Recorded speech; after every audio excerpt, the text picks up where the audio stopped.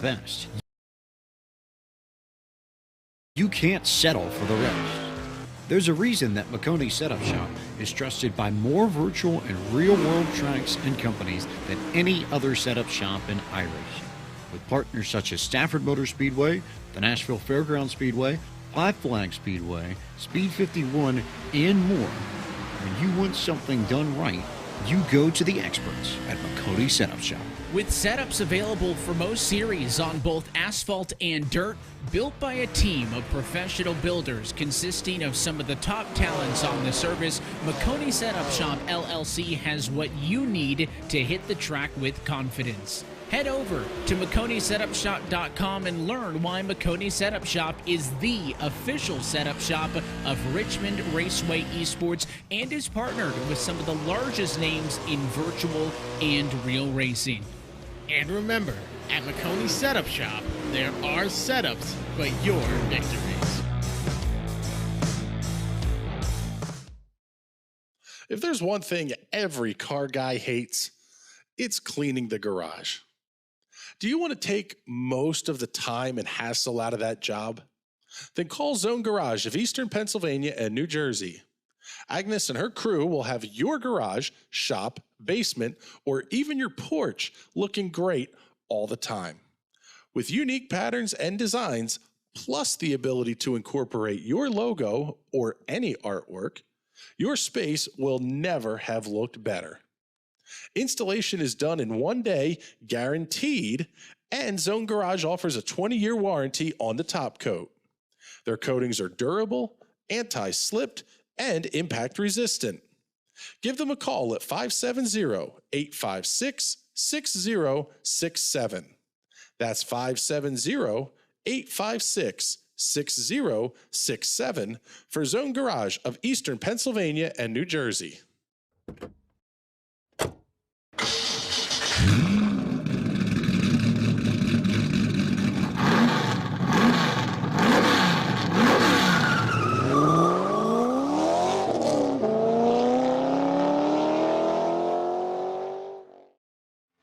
Good evening, ladies and gentlemen. Happy Father's Day to all of our dads out there who are tuning in tonight. Welcome to Charlotte Motor Speedway, where tonight the High Slide Cup Series will bring round number 9 worth of action right here to the National Racing Network. My name is Chris Graham alongside James Watson and Patrick Byrne, and we're going to be having a pretty spectacular race here. One of the longest races of the season for the High Slide Cup Series. 200 laps will be the total distance here around the Charlotte Motor Speedway. Before we get to talking to our color commentators and turn reporters here, first we have to get all the big thank yous taken care of, including Zone Garage of Eastern Pennsylvania and New Jersey. They're your one-stop shop for the best in floor coatings and treatments.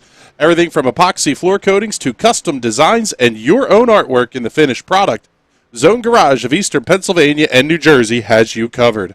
Find them on Facebook at Zone Garage of Eastern Pennsylvania and New Jersey. Hot Shoe Racewear is your source for the best in screen printing, embroidery, and sublimation. Whether it's racewear, workwear, or streetwear, Hot Shoe Racewear will have you looking your best. Find out more online at hotshoeracewear.com and make sure you tell them that NRN sent you.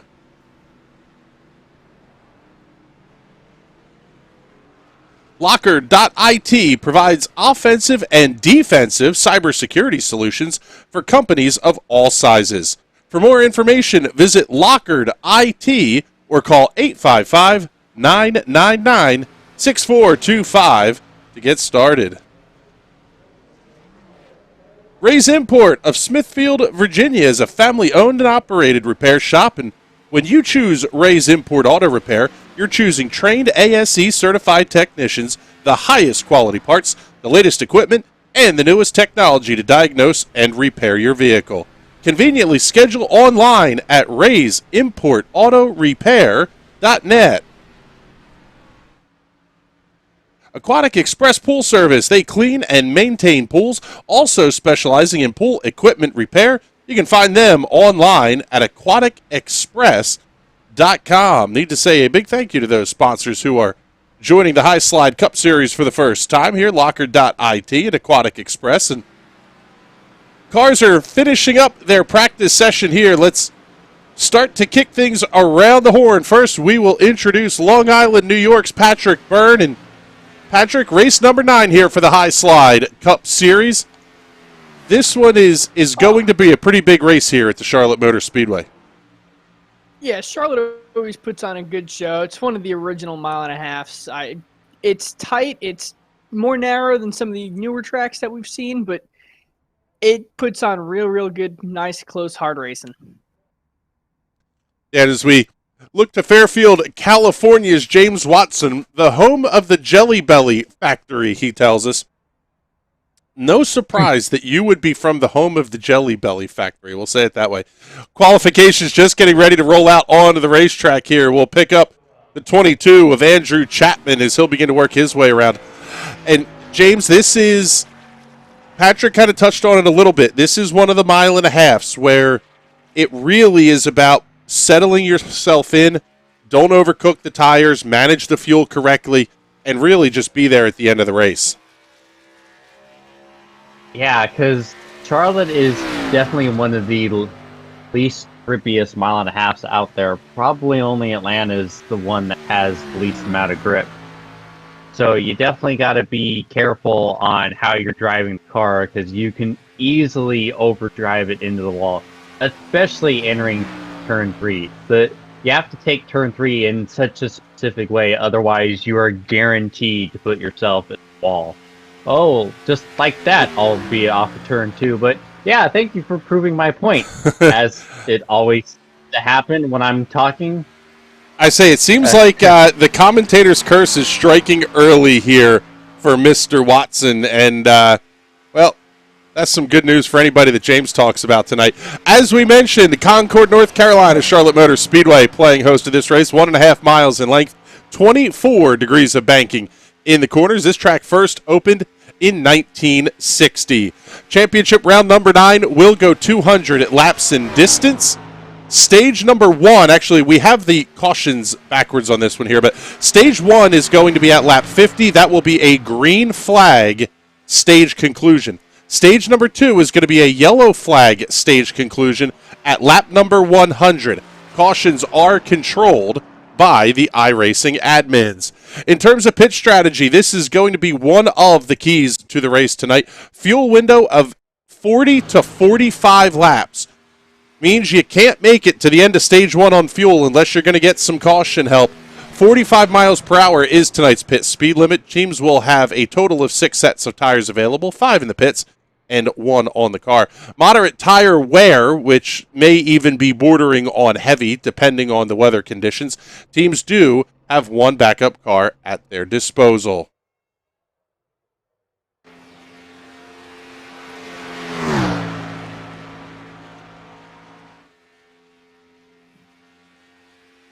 As always, these are team-built chassis, engines provided by Chevrolet, Ford, and Toyota. This downforce configuration will make upwards of 750 horsepower. 4-speed manual transmissions, no floppy paddles or any of that kind of stuff that you're going to see in the next-gen car. This is still 4 on the floor. Top speeds in excess of 200 miles per hour are possible.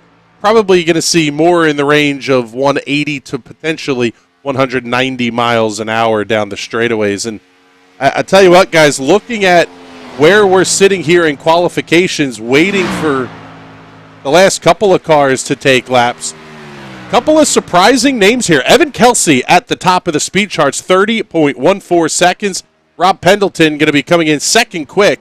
30.16 is the lap time of record. Second lap, 30.28 seconds. We'll pick up the 88 of Joseph Causey down the back straightaway. And guys, it's hard to believe here, but we've only got, I think, 1 race left after tonight before it's playoff time. Charlotte, Dover, and then we're in the championship playoffs. Patrick, as much as you kind of have to build stage points and playoff points over the course of the year, this really is time to either get going or get gone in terms of the point standings. Yeah, you especially just want to get a win. If you can't get a win, you want to make sure you at least lock yourself into the playoffs, get yourself into that first round, and hopefully keep on pushing to the end when you have that championship 4. But it's very tough to do, and sometimes you just miss that cutoff, like we saw even in the Real Cup Series just this past year, 2020. Taking a look at the comments. Danelle Williams checking in, saying, Happy Father's Day, fellas. Thank you very much. You too, sir. And Liam Jackson checking in, saying, hello, I love the vids. Well, thank you much. We appreciate you hanging out with us here on a Sunday night. As we get ready for the race to kick off here, let's tell everybody what the plan is for the broadcast this evening. Mr. James Watson and I will be in the broadcast booth. We will take care of turns 3 and 4 and the front straightaway. Patrick Burns is going to be stationed high atop a billboard in turn number 2.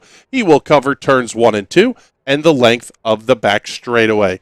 So kind of pass things around radio style here a little bit. Try to get you some different voices and some more interaction on the broadcast.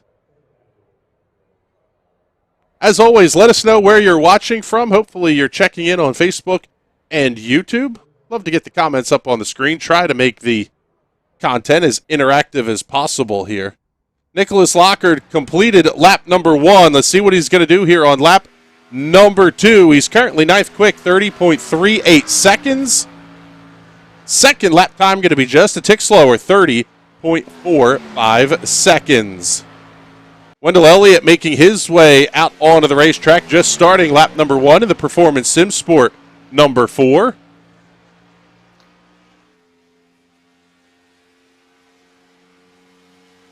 Green down the back straightaway means a personal best, not fastest in terms of the overall performance. See what he's going to be able to do here off of turn number 4. A little bit of a tag slapper.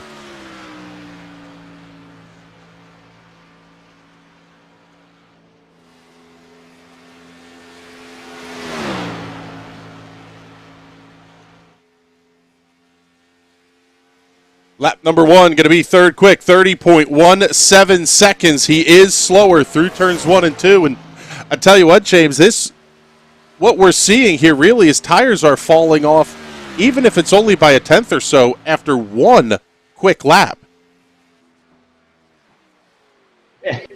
That's not surprising. Like I said earlier, this place is one of the least grippiest mile and a half. So you really got to be careful on how you're driving the car. Obviously, it going full bore in qualifying, you're going to murder the tires in a pretty fashion.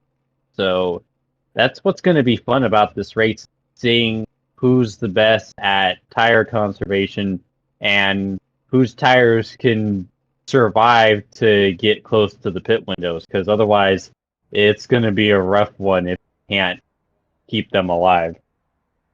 Yeah, that one is going to be very, very important, quite frankly, where you're talking about you can put fresh tires on the car every chance you get, under every caution flag early in the race. At some point, you're going to have to make tires last a good long way here. Yeah, there's going to be a green flag run at some point. This is essentially the high slide Coke 600. So you're going to it's a long race. You're going to have green flag running. You have to be able to take care of the car. Otherwise, you're not going to be anywhere near where you want. Taking a look here, as we mentioned, Patrick, we're down to just a couple of races left before the championship playoffs will be kicking off.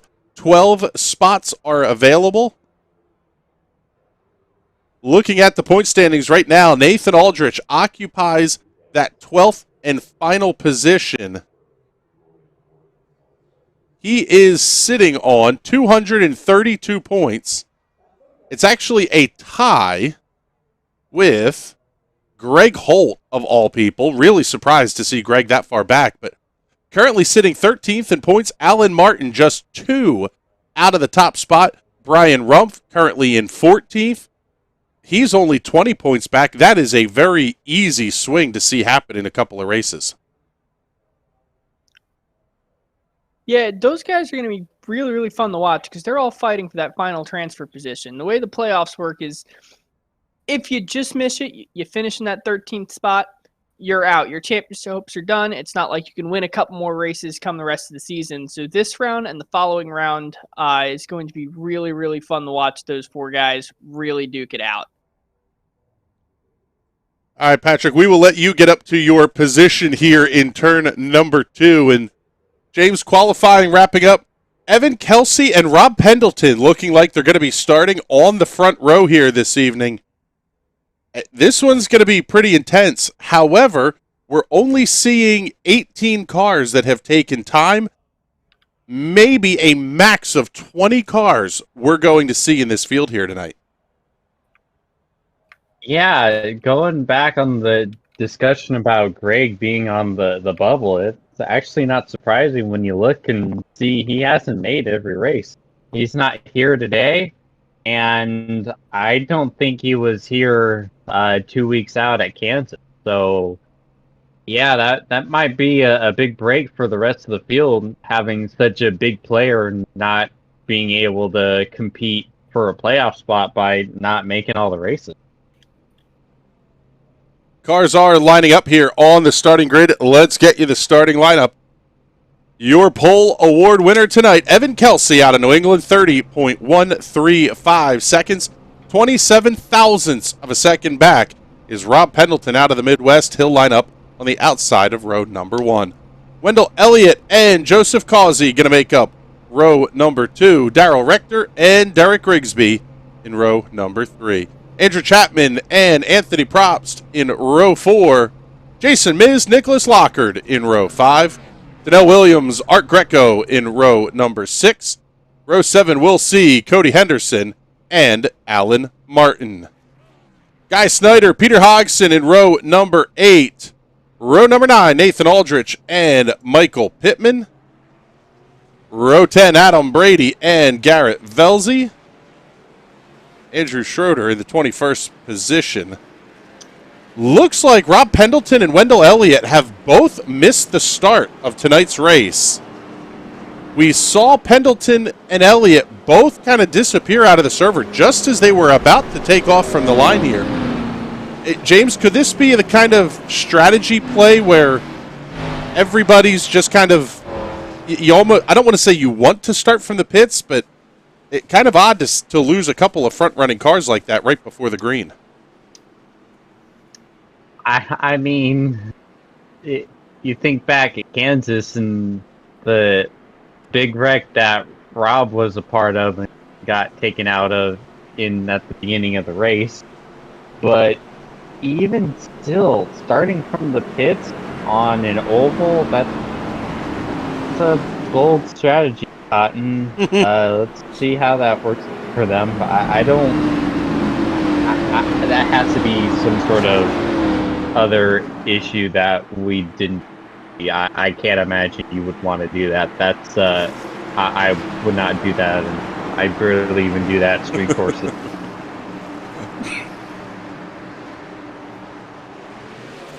Off of turn number 4, green flags in the air. We're underway. 200 laps the distance.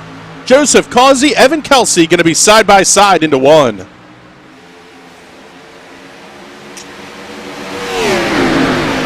Still side by side coming down to the backstretch. Does not look like anyone has a clear advantage yet, but Evan Kelsey still holding high on the bottom. Coming around, he's got a run. He leads them out. There you go. Through turns 3 and 4, Causey and Kelsey still going to be side by side down the front straightaway. We'll see who's going to lead lap number 1. Best view of this fight belongs to the 51 of Darrell Rector in 3rd. Yeah, he's happy just sitting back there watching them go side by side because every lap they run side by side, they eat up their tires. They're going to go slower. You don't want to be that way very long. You want to kind of single file and groove it out. Rector now going to look to the outside of Kelsey off of turn number 4. Saw the 22 of Andrew Chapman do a little bit of bump drafting down the back straightaway. Top 4 settling in. front four cars, all single file. We have to go back to the fourth row of cars to get side-by-side action. Is now fight for third place is too wide. Coming down the back stretch, everyone seems to be settled out. No one has a clear advantage yet, as the 88 of Joseph Causey takes the lead. Power move to the inside through 3 and 4. Causey and Rector going to continue this battle. Already 4 laps in the books, and I tell you what, James, so much for settling in and getting some laps logged. Yeah, it's nice to see Darrell back up here fighting for the lead. You know, a couple weeks ago at Kansas, he almost had that race won, but heartbreaking little shove into the wall kind of took himself out of that. So it's nice to see him back up front and get another bite at the cherry and try to bring home that win he almost had. Looking a little bit further back, Causey going to fall back to the 3rd position. It'll be Evan Kelsey, Anthony Propp side by side through 1. So these two leaders of Darrell Rector and Andrew Chapman, they have just built up a huge gap. From what I see, they have at least 6 or 7 car lengths to the third place car of Joseph Causey. This side-by-side duel will continue through 3 and 4. Props to the inside, Kelsey to the outside. No tire saving going on here early in this one, that's for sure. No, with the first stage break being 50 laps in, they want to get in, get as many stage points as they can. Right now, I see from that first stage break to the second one, them trying to settle in, and then the final third stage really going to be pushing here for the victory. Taking a look a little bit further back in the field here. Everybody else has started to settle in, but Jason Miz and Art Greco going to battle down the front straightaway. Greco on the outside into 1. Yep, it looks like he has a slight advantage coming into it, and it looks like he's going to take it. As we come back down to the lead, still about a 3 or 4 car length gap. Joseph Causey slowly closing in. Starting to catch in on Nicholas Lockard in the number 10. He actually wants a piece of Anthony Props just ahead of him. Fight for the lead is going to take off, though, into 1. Yep, Andrew Chapman, Darrell Rector now side by side. Joseph Causey's going to love this. It's going to give him a chance to try and close that gap even further, maybe take the lead, get in that clean air, and hopefully you can preserve your tires. Clean air is a huge thing at this track. That's going to be one of the biggest things we watch all night here, James, as we kind of look towards the future of this race. Really is going to be about who manages their equipment the best over the course of these long runs. Yep. Andrew Chapman taking the lead, crossing the line. He is going to hold on to it coming down onto the backstretch. Looks like Darrell Rector has a huge run coming out of turn 2. He is going to take the lead going into turn 3. Side-by-side battle. Interesting. Oh, go ahead, James. It's interesting seeing Chapman up here. I don't think we've ever really called his name much in past races, and now he's up here fighting for the lead and doing a great job. Joseph Causey now up to second place. They're 2 by 2, 2 rows back in the front of the field. Darrell Rector still with a comfortable lead. Causey's going to try. Oh, trouble down to the inside. And they're wrecking down the back stretch. Trouble. Evan Kelsey, Nicholas Lockard going to be involved down the back straightaway. Evan Kelsey started towards the front of this field, and unfortunately, they're going to have some very damaged race cars here. Let's get you the Hot Shoe Racewear instant replay on this one. Kelsey just a little bit of contact with the outside retaining wall of both cars. Hard to the inside, safe for barrier into turn number 3. Oh man, who was that to the inside? Full ARCA brakes there into turn number 3. I was dazed to thunder, just point it at the smoke and hope and pray. So Darrell Rector will be your race leader here as we work lap number 11.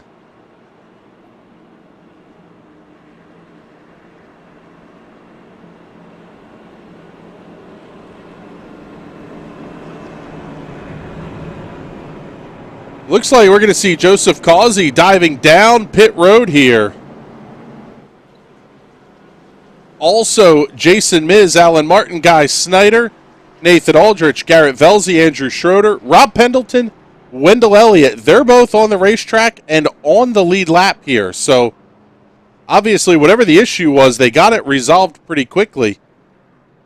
Take a look. This may be a fuel-only stop. I don't see the crew going to work here. Neither side of that car getting jacked up for Joseph Causey. Zafora, Wendell Elliott misses his pit box, has to back up. Little bit long a service there for the 88 of Joseph Causey. Possibly some pretty big adjustments because I didn't see the jack go up on that car.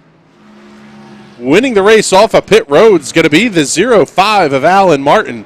6.77 seconds on the stop for Martin. Guy Snyder will be second off of pit road, 6.33 seconds. 6.23 for Garrett Velzy in the number 48. That Mountain Dew game fuel entry. Garrett's the guy who puts the entire High Slide Cup Series together. Got to say a big thank you to Garrett for including the National Racing Network as part of their plans here for the High Slide Cup Series. And what do you think here, James? I don't want to say an interesting strategy call to see people coming down pit road under this first caution, but maybe doing so taking fuel only with no tires.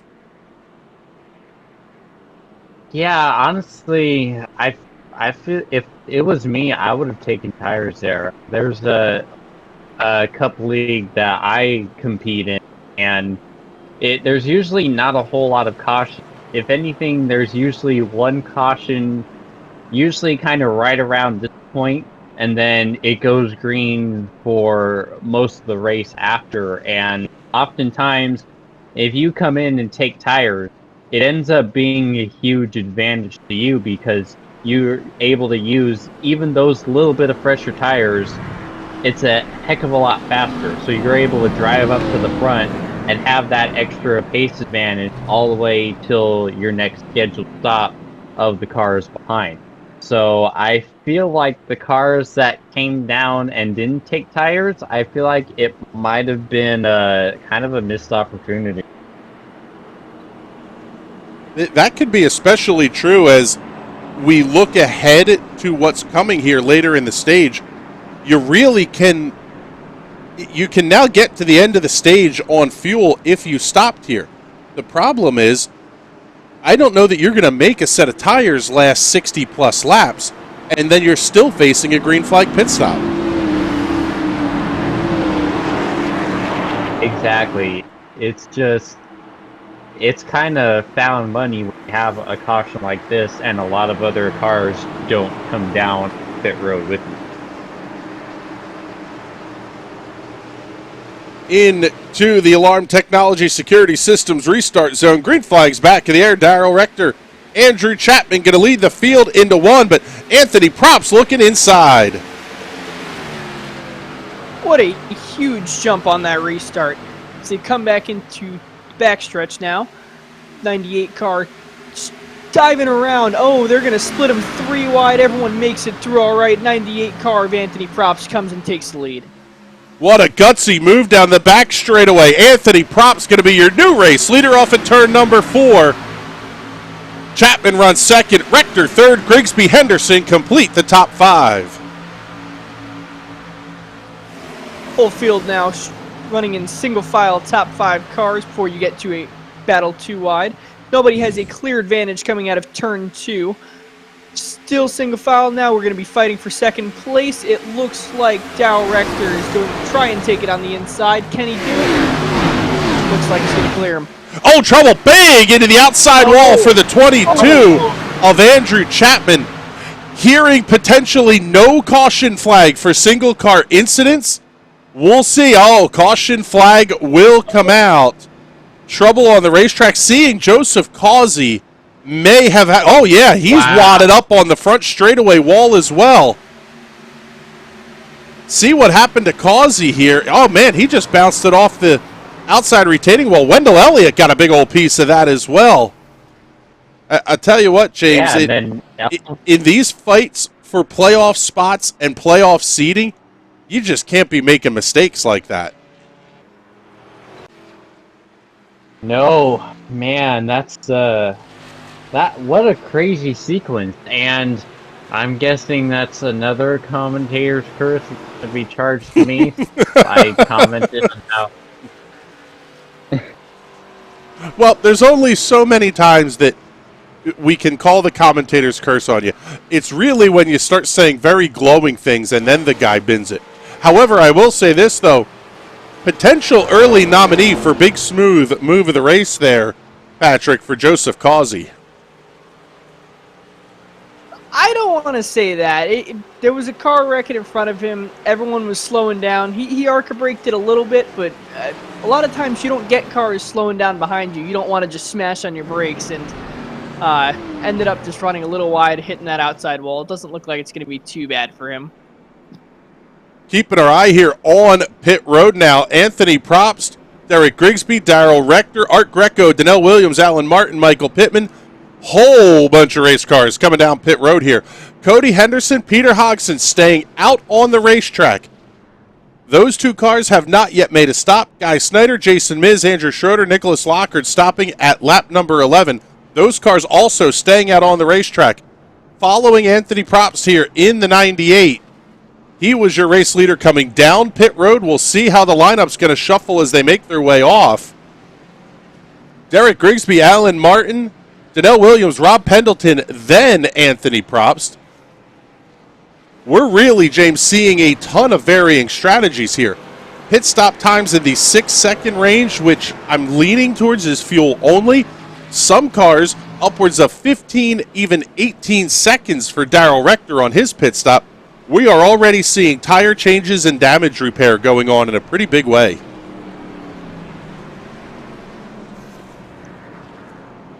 Yeah, there's a couple cars in this field that gotten a couple incidents. Don't want to go to the backup car just yet this early in the race, so.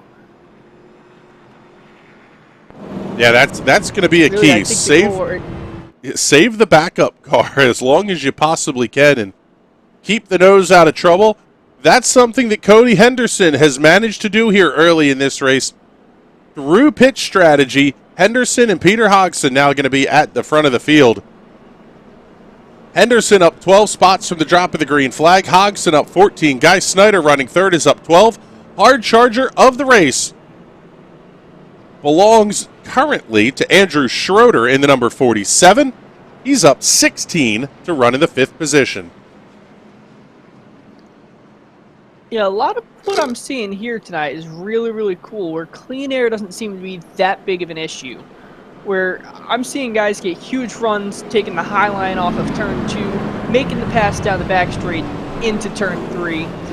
And on the flip side, if you're down there on the bottom, you have the shorter line around the track. If you can kind of climb up and clear the guy in front, you could block his runoff. We're having real good side-by-side racing right now. As we get ready to come back to green here, James, setup really can make a difference in that how good clean air is going to be. You can really put a bunch of downforce on these cars and make it handle well. It's just going to be a little bit slower. Yeah, definitely, because we're dealing with the kind of traditional high downforce package, so you're really at liberty with what the setup does with them giant ass spoilers. So you just gotta hope that whatever you got going on can help get you through traffic and really maximize the clean air if you're lucky enough to get any. Off of turn number 4. Green flag's going to go in the air. Let's give you fans at home a chance to crank it up.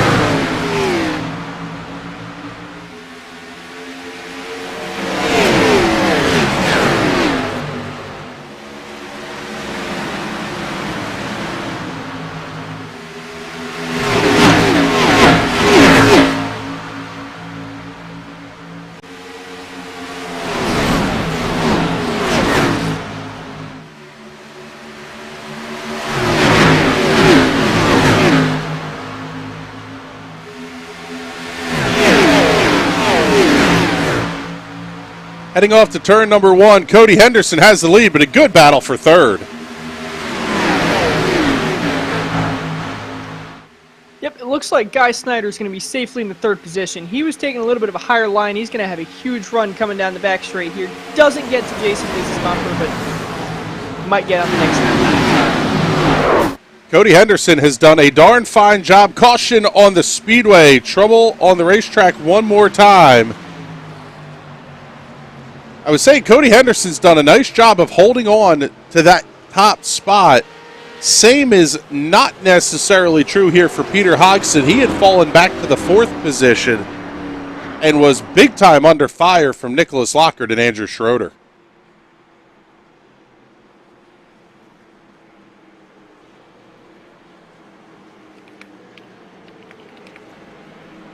Working lap number 22. Looked like the trouble was for Wendell Elliott, who went for a little bit of a wild ride here in turn number 3. Let's take a look here and see if we can see what happened to the Ford car on corner entry. Oh, he came down a little bit on the 51, hard into the outside wall for Art Greco as well in the 72. I tell you what, that's a pretty big shot there for Wendell Elliott, because he's already used the backup car here. Several cars coming down pit road, including the 14 of Nathan Aldrich. The aforementioned Wendell Elliott here in the 14. We'll see what kind of damage he's going to have to repair. 51 of Rector, the 72 of Greco. Those cars also involved in the incident. Greco down and away, 1.92 seconds on the damage repair, so not much there for Greco. Aldrich on his way out of his box. Same cannot be said here for Wendell Elliott. Still 23 seconds and counting. Same issue as well for Darrell Rector. Rector going to be down and away here. 27.28 seconds on the damage repair. Wendell Elliott will be going laps down here under this caution flag. A little bit of a shakeup here, James, as we get to the halfway point of stage number 1, we've seen 3 caution flags now. A lot of this race has been run under yellow. Can some of these oddball strategies start to work out in a big way?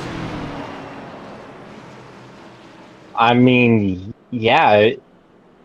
The main thing you're looking for is save fuel. So you can definitely kind of shut off and coast, save a bunch. And it also helps save tires because you're clicking off laps. You're not really putting into the tires. So, yeah, this could definitely work for those who stay out, like Cody Henderson. The strategy I was talking about earlier really only works if there's a lot of green flag running, which we're not getting any of so far. So, yeah, this is starting to play out for some wacky ideas to come to the forefront. Looks like we're going to go at least one more lap under the caution flag here. Let's see if we can't pick up a quick interview with our race leader, Cody Henderson. Cody, it's been a pretty good run for you so far, up front through track position, but you're able to hold the lead on that last restart. Hopefully we can hold it. That clean air is what's giving us that advantage. We'll see what we can do on this restart, and we can hold them off. Big time points on the line here, getting ready for the playoffs. This is the last mile and a half before we start that playoff run, so this is a pretty big race for you guys, no matter where you may finish. That's exactly right. I'm about midway. I don't think I'm about sixth position. Points have been on my mind all year, so that's what we've been gunning for. I knew it'd come down to it. Hard work is paying off. We'll see if we can get some more here for stage 1 and go for some more. Hopefully, go for the win. All right, Cody. Thank you very much. We appreciate you checking in with us here, and I'll tell you what here, James. This is really where things start to get fun, because we're not just talking about who's running where in this race or in this particular stage, but the ramifications of what happens the rest of this race and next week at Dover will determine fortunes of who's going to run for a championship. Yeah, especially since we're seeing some of the faster guys having issues with Wendell having to spend so much time in pit road getting all that damage fixed. Rector, who looked like he was gonna kind of avenge Kansas, not really looking like the case anymore. So we might get some new players in that might be able to get themselves a much needed win and really kind of nuke the playoff picture as we knew it. I'll tell you what here. Color me shocked on this. Wendell Elliott did not go a lap down there under caution. 52.45 seconds was the time on the stop, but he did not lose a lap. So 20 cars started this race, still 20 cars running on the lead lap as they come off of turn number 4. Cody Henderson and Performance Sim Sports' Jason Miz will lead the field back to green. We're underway. Miz going to spin the tires on the restart. That's going to bottle everybody up behind him. Allows Henderson to check out as they get to 1. Yeah, Henderson has a huge lead. I'm estimating probably 4 or 5 car lengths now. With 2 wide fighting for the second position. Looks like Jason Miz is going to get a run on the high side here on Guy Snyder. He is going to take it coming into turn 3. Peter Hodgson now going to work the outside lane through 3 and 4. Trouble for the 47 is Schroeder. He bounces it off the outside safer barrier. Rob Pendleton taking a little bit of evasive action on corner exit.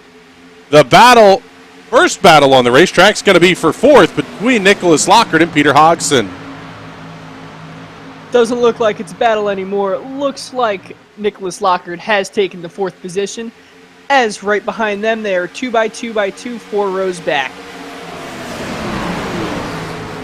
These fights will continue, and this is exactly what Cody Henderson wants to see at the front of the field. Big mover up here. That's the 22 of Andrew Chapman. After the incident, couple of caution flags ago, that number 22 Pepsi machine working quickly towards the front. Yeah, he is fighting his way. He is 3 wide now, passing on the high side. He is going to clear both cars. Looks like he's going to be sitting nice and pretty in the 6th position. Going to try and fight for some more as they're 3 wide coming into turn number 3. Change for the race lead. Cody Henderson down to the inside. He's going to fall back to 5th in the span of a lap. I tell you what, James. The roughhousing contact. Pendleton's around. No caution yet. And there it is. That was incredible. How did Cody hold on to that car? That was incredible. Let's get you the Hot Shoe Racewear instant replay here. That was absolutely wild. Keep your eye on the 710 of Cody Henderson.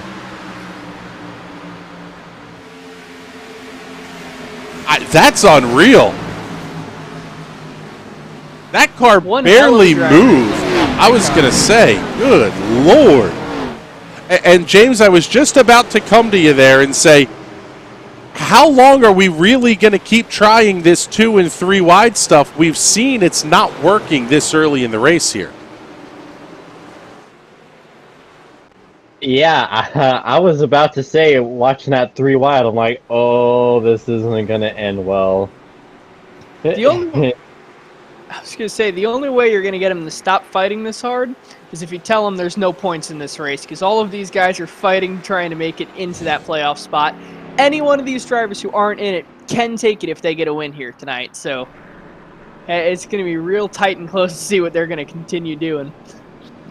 Yeah, Cody was just in a bad position with all those guys going around him. You could say he was in puts glasses on 7-10, but oh man. I believe, yes, Cody Henderson would have been the 10 pin in that one. Oh, that's fantastic, James. Thank you very much. Rob Pendleton, Evan Kelsey, Danelle Williams on pit road. I can't believe this. Cody Henderson isn't going to come in. I guess he's going to assume no damage here. We'll take a look, try to get a good look at that 710 machine here as he comes off the corner. Front end looks fantastic. The big red N on the front of that one for the Nebraska Cornhusker, Cody Henderson. And I'll tell you what here, guys, that the car looks pretty good. I just can't believe he's not going to take tires yet. I mean, he's already given up the advantage that he had with no tires. James, at this point, is Cody Henderson just committed to the long game here? Yeah, I don't really get that, especially with the big slide after the incident with Rob. I don't really get that. It's going to be really interesting to watch how this works out. There's so many different strategies going on right now. We're 31 laps into this race and already felt like an eternity, and we're getting punched in the face with so many different strategies. I cannot wait to see this race progress, see what in the world goes on with them, and if any of them are going to work. There's so many different avenues drivers are taking. Seeing a little bit of damage there on the right front corner of the 710 machine of Cody Henderson. So he did get a little bit of damage in that incident, but not a ton. Lights are off here on the iRacing safety car.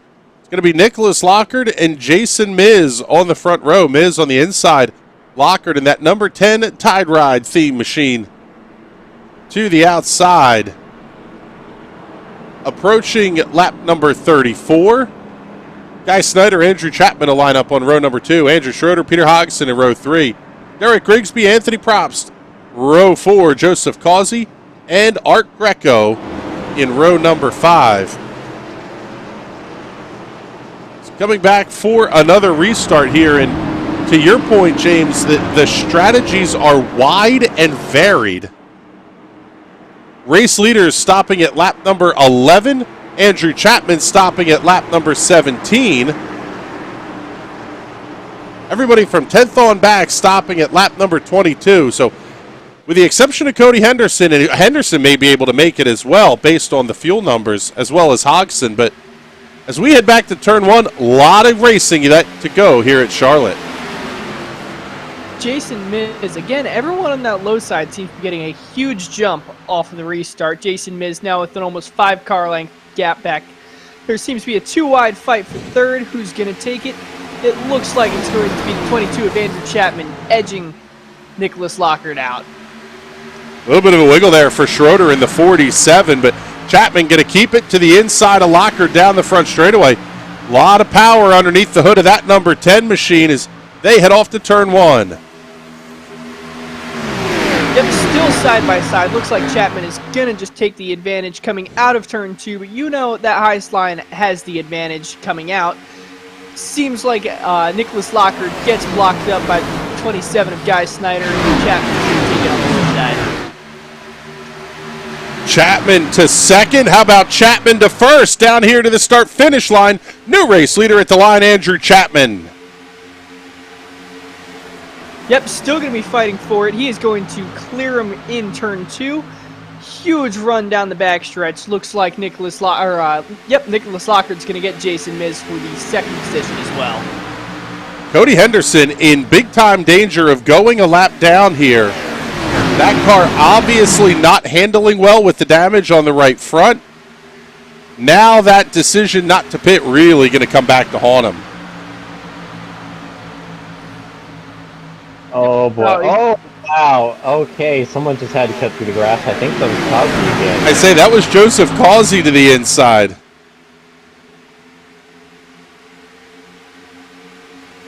Yeah, that was an impressive move, just kind of staying out of everyone's way, but having to do it through the grass is not the preferred method. Yeah, he Ryan Priest that. That was fun to watch.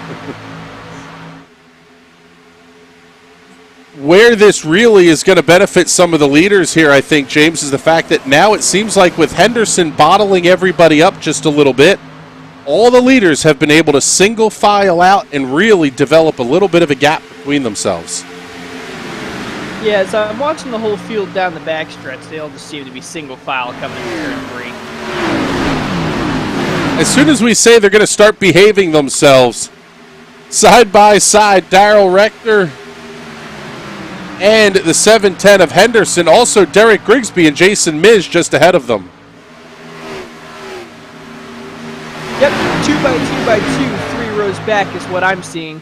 Coming down to the backstretch now. Still looks like Andrew Chapman has a huge gap, but going back to 98-24 car, they are still side by side the whole way down the backstretch. No one's got an advantage. Andrew Chapman with a 3/4 of a second lead over Nicholas Lockhart, who has a full 2 seconds over this battle between Derek Grigsby and Daryl Rector.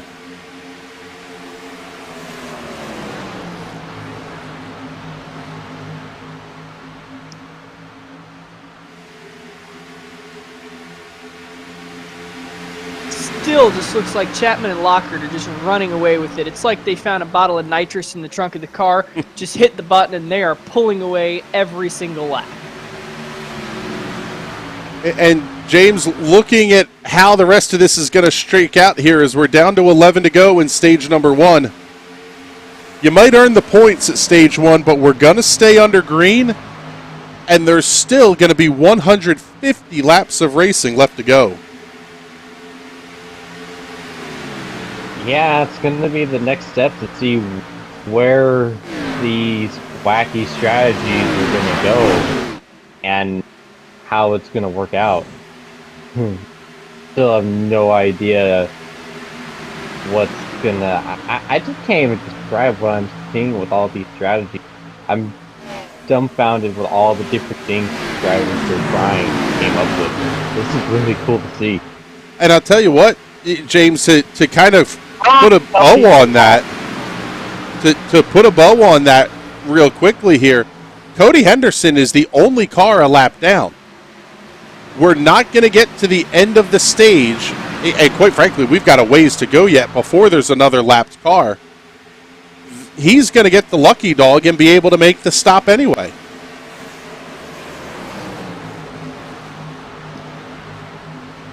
Yeah. Go on. You go. Yeah, it's kind of working out for him kind of weirdly, but his strategy is the most mind-boggling of them all. I still am struggling to find his end game with it, but we'll just have to wait and see. Now, I was going to say, as we have a 2-wide battle for the lead right now, it looks like Nicholas Lockhart is going to beat out Andrew Chapman. He is not. Andrew Chapman gets to run on the high side. He has the clear advantage coming into 3, but they are still going to stay side by side. Great battle for the race lead through 3 and 4. Lockhart to the inside, Chapman to the outside. If they're worried about tire wear, they're not showing it in their performance, that's for sure. Where we are seeing the changes in the lap times. Yet they're still side by side now. You can see how much of an advantage the inside line has through the corner, but now down the backstretch, you can see the run that Andrew Chapman gets. It's almost like he can clear him, but if they keep racing like this, nobody's going to get an advantage. They can stay side by side for laps on laps. Fantastic battle here at the front of the field, and it's allowing Daryl Rector to close in just a little bit. To the point on lap times. Quick lap time for Chapman, 30.4. Last lap time, 32.07.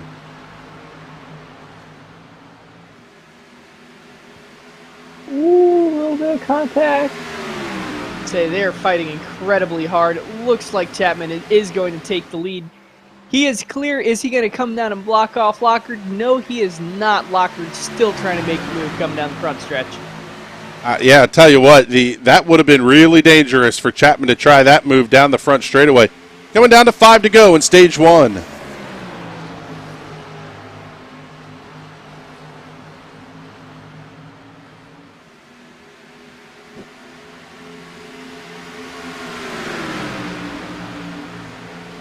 As the field heads back into turn number 3, Chapman, Lockhart, and now Daryl Rector all joining the party. Anthony Propp starting to catch up in a pretty big way as well here. This will be an interesting fight to watch here at the front into one. Yeah, they're still in the single file. Doesn't look like anyone has an advantage yet, but those top two cars have just been eating up their tires, given a chance for the third and fourth place car of Rector and Props to catch up and maybe try and make a move, get those stage points with only 3 laps to go before the end of the stage. Slide a little bit further back in the field. Pick up Art Greco and Alan Martin. They're side by side for the 8th position. Big old dog pile of cars coming behind them as well.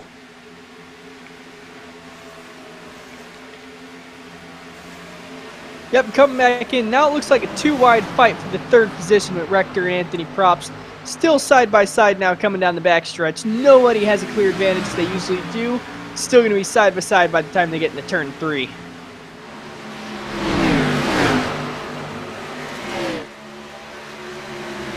See how this battle shapes up down the front straightaway.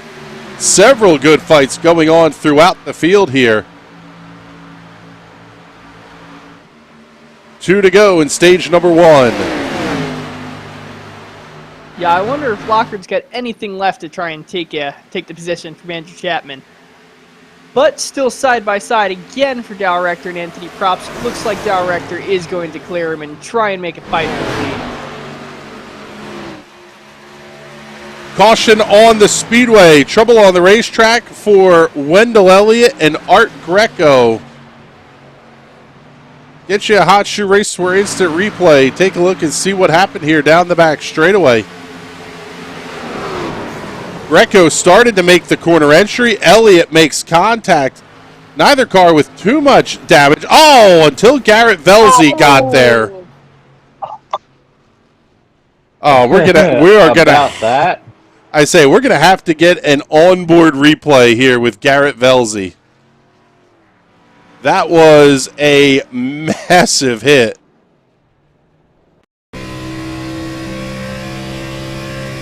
You can see the incident happening well ahead.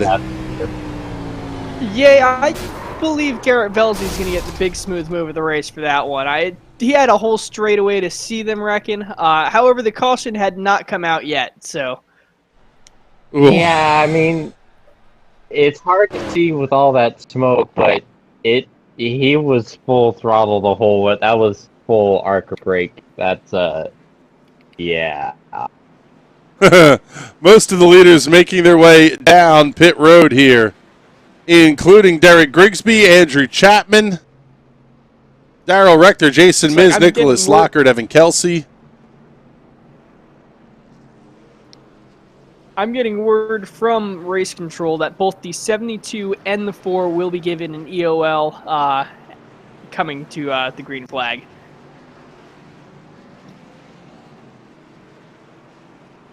Yeah, kind of no surprise there. And we did see that with the incident with Cody Henderson as well, that if you're the car that brings out the caution flag, you're going to the tail. Now, again, this one approaching mind-boggling here. Cody Henderson still has not stopped in the 710 machine. If he was the lucky dog, then he would have to come in with the lap down cars. Andrew Schroeder, Evan Kelsey, Art Greco, Wendell Elliott, Garrett Velzy, all on pit road, and going to be very long damage repair there for the 48. Let's start to reset the field here. Joseph Causey, well, maybe not, because Joseph Causey, Nathan Aldrich, Michael Pittman going to make their way down pit road. University of Miami on the hood. Performance Sim Sport on the quarter panels for the number 88 of Joseph Causey. As Chevrolet Camaro hits his box, cruise around to the right-hand side. Car back down, crew will hit the left-hand side for Goodyear Racing. Eagles, 2 cans. Sunoco Racing Fuel going to go into that number 88 machine. He's down and away, 15.05 seconds. So it will reset the field here a good bit. Let's run down through the running order for you here as they make their way down the backstretch. The number 98 Bison Coolers Chevrolet Camaro of Anthony Props will be your race leader here at the restart. The Locker.IT, number 51 of Darrell Rector, will line up in second in his Ford Mustang. Running in third, the Pepsi, number 22 of Andrew Chapman. His Chevrolet will restart in the third position. Fourth will be the Locker.IT, number 10 of Nicholas Lockard. Restarting in the fifth position, 42 of Derek Grigsby. A lot of damage on the right-hand side of that machine. Performance Sim Sport on the hood and quarter panels of the Toyota Camry belonging to Jason Miz. He's going to restart in the sixth position. Guy Snyder in the 27. Prograde on the side of that machine. He's up 8 spots from the drop of the green flag. He'll restart in the 7th position. 05 of Alan Martin will restart 6th. He's up 6. He'll restart 8th, up 6 spots from where he started the race 50 or so laps ago. Donnell Williams in the 82 machine down there to the inside. He will restart in the 9th position. Field is doubled up, getting ready to come back to the green flag here. And James, stage 1 is in the books. Now just under 50 laps until we get to the end of stage 2. And how many more cautions will we get before that caution? I was going to say, yes, the spoiler alert machine is up here. But I tell you, in all seriousness, though, at some point we're going to see this race go green for a long way. We've seen it every week here in the High Slide Cup Series. Yeah, you always get those cautions early, and cautions breed cautions, but I expect after the second stage break we are going to get a caution. These guys are just going to settle in, try and run those last 100 laps, and somebody's going to come home with a checkered flag. Off at turn number 4. Let's do this one again here. Start at stage number 2. You fans at home, you can go on and crank it up.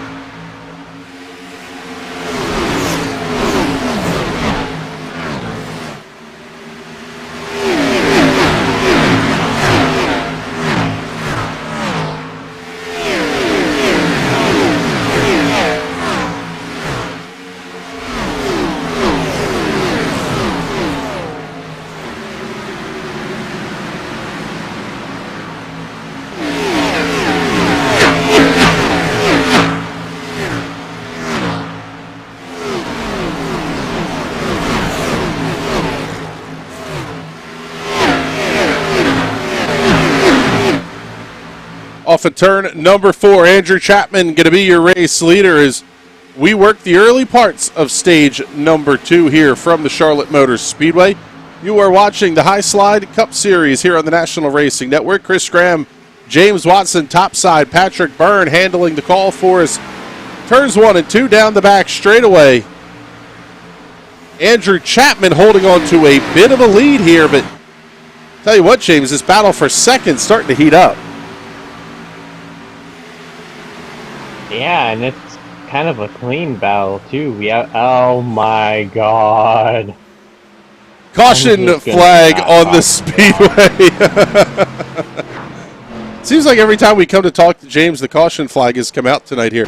Trouble on the racetrack for Darrell Rector. Take a look and see what happened here to the 52 machine.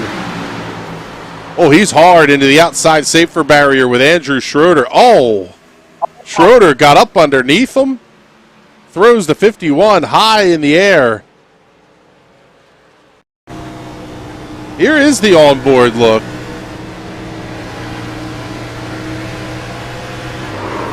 Just looks like he came up, wasn't expecting the 47 of Andrew Schroeder to be there, and up and over he goes.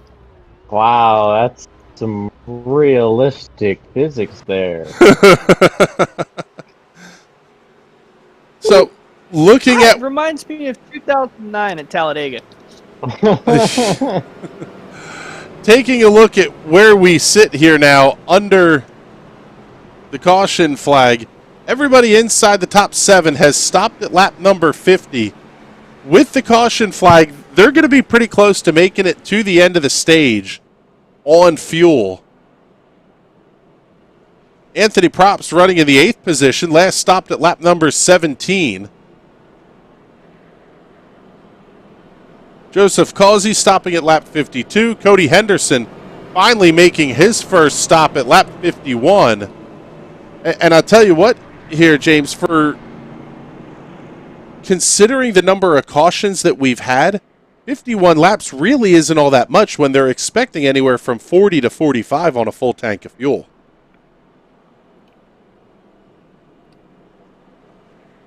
Yeah, this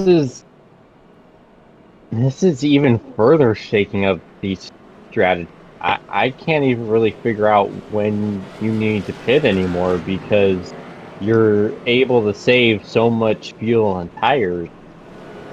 This race is wacky. I'm having fun. Yeah, looking, Patrick, as calculating using that 40 to 45 lap calculation, assuming the green-white checkered, you're going to need to get to lap 205. That would be a stop at lap 161 would be the final pit stop of the race. Start doing a little bit of spitball math here. You really can probably make it there potentially on 2 stops from here. Yeah, if we get a long green flag run, you might need another pit stop unless you're really saving on the green flag. But if these guys are cycling the cars under these cautions, which just shut it off, clutch in, just clutch and coast, bump start the car back up, and keep on rolling, then these guys might be able to make it there on 2 stops, maybe even just a splash and go.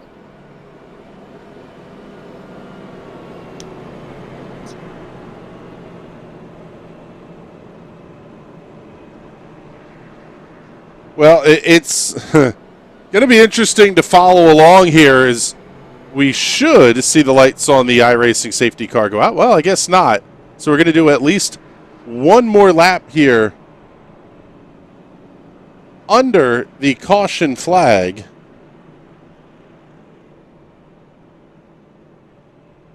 Take a look, see if we can't get a quick word in here with Nick Lockard, driver of the number 10 machine. And Nick, I'll tell you what, we were just discussing some of the strategy plays, and it really seems like some of this stuff is kind of all over the place from a strategy standpoint.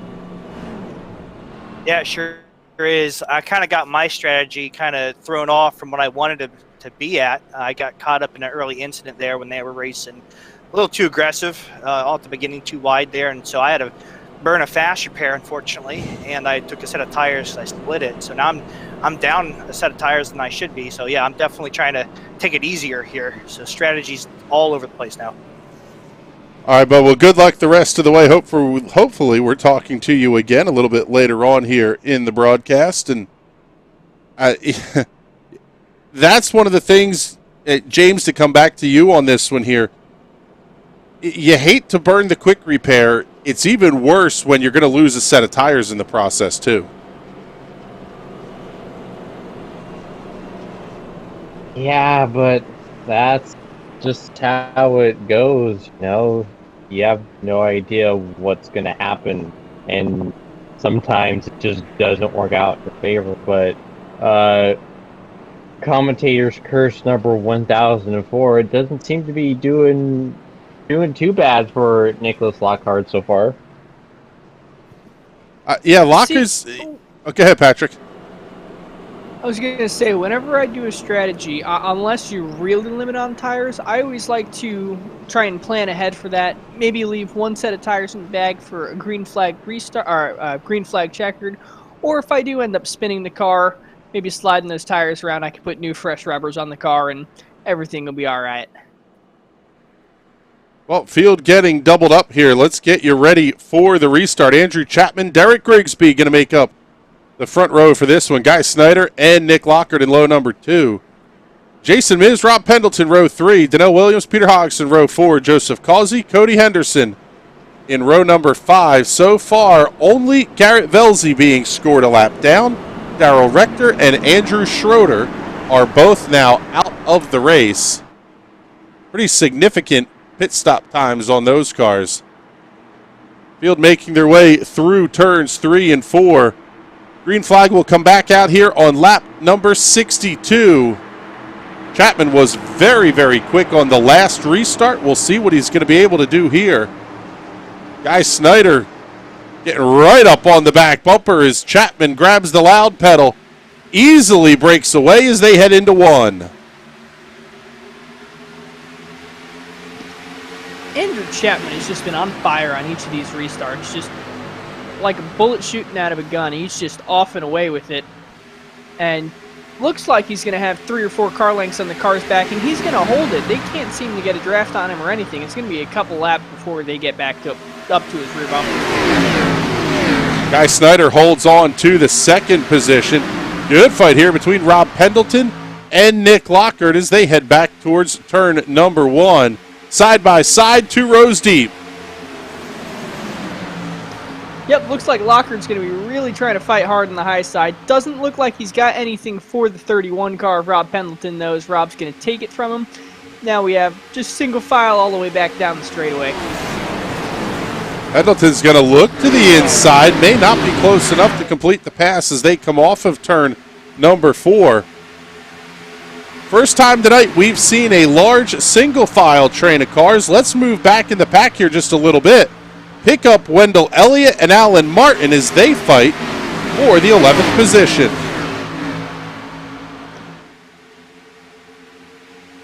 It does not look like either of them are going to really continue this fight as they've sunken back into a kind of single file battle. Looks like the 98 car is trying to look down the inside. That'll be Anthony Props. Again, just not close enough.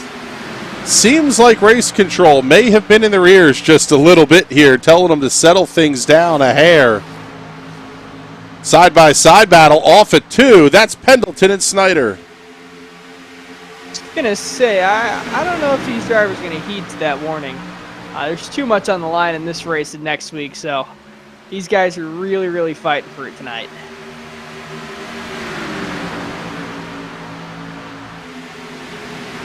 James, let's bring you into the conversation here. What does your mentality do as a driver where, okay, you're going to start to feel like you're settling in here? How do you change from that gotta go, to settle in and turn laps consistency? I mean, I'm naturally more of a conservative driver. I tend to not really make a lot of aggressive moves, especially early on. But for others, you definitely gotta just kind of calm yourself and look at the bigger picture and look at how much death and destruction we've seen from the race and be able to go, hey, I want to win, I want to survive, I want the points. I gotta kind of reel it in and bottle that up and save it for when it really matters, because making these moves is only going to help you so much at lap 68 as opposed to lap 198. You gotta look at the risk versus reward and see, is it worth my car and my tires? It's a fantastic question and something that we may be starting to see this settling down a little bit here, but the cautions are not done yet. We will get one at lap number 100 for the end of stage number 2. Field makes their way back towards turn number 1. Good fight developing here between Derek Grigsby and Cody Henderson for 6th.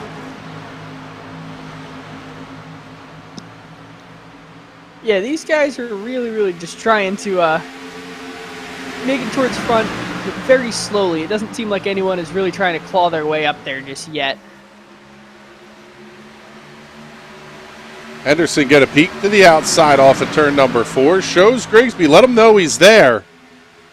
As just ahead of him, side-by-side battle, Jason Miz and Guy Snyder into 1. Here comes Grigsby to the inside. I was going to say, it looks like Guy Snyder might have had an issue there because It just looked like he backed out of it, smashed on the brakes. He's getting passed by a whole train of cars now. Anderson going to look to the inside with the 42 with Grigsby. They'll both come around the 27 machine. Snyder able to fight back off the corner, though. A lot of power under the hood of that number 27. He is your hard charger of the race so far, up 10. Yep, looks like now he's going to fight with the 42 car, trying to hang around, stick it on the outside and down the backstretch. He's going to have a little bit of a run, but it's not going to be enough to clear the 42 car coming into turn 3. Up, it is. Say this, one way or the other, the fight's going to continue. What really is kind of interesting to me here, James, is that even with this side-by-side battle, the top 4 cars have not been able to break away. Well, that's by design. I said before, and I'll say it again, the high downforce package is developed specifically for this. No matter what, you're not going to be able to break away.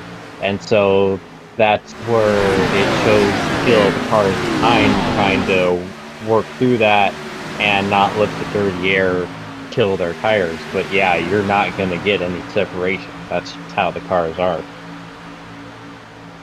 We have a new race leader. I would say, spoken the truth there is not only was Chapman not able to get away, they'll be 3 wide down the backstretch for the lead. Trouble down the back straightaway. Oh, 3 leaders into the inside wall. We have a huge wreck. This is what I'd call a big one. We have at least 6 cars involved in this now. Evan Kelsey looks like he's just going to big his way through. Oh, man. Drivers meeting turn 3. That is a mess. Evan Kelsey has to take the tow. Rob Pendleton has to take the tow. Wendell Elliott towing back in. This one was the big one, and it was huge down the back straightaway. Once again, another big shakeup here at the front of the field. Trying to get a handle of where this started. Try to get you the Hot Shoe Racewear instant replay here. Really kind of started with the 22 making contact with the outside safer barrier.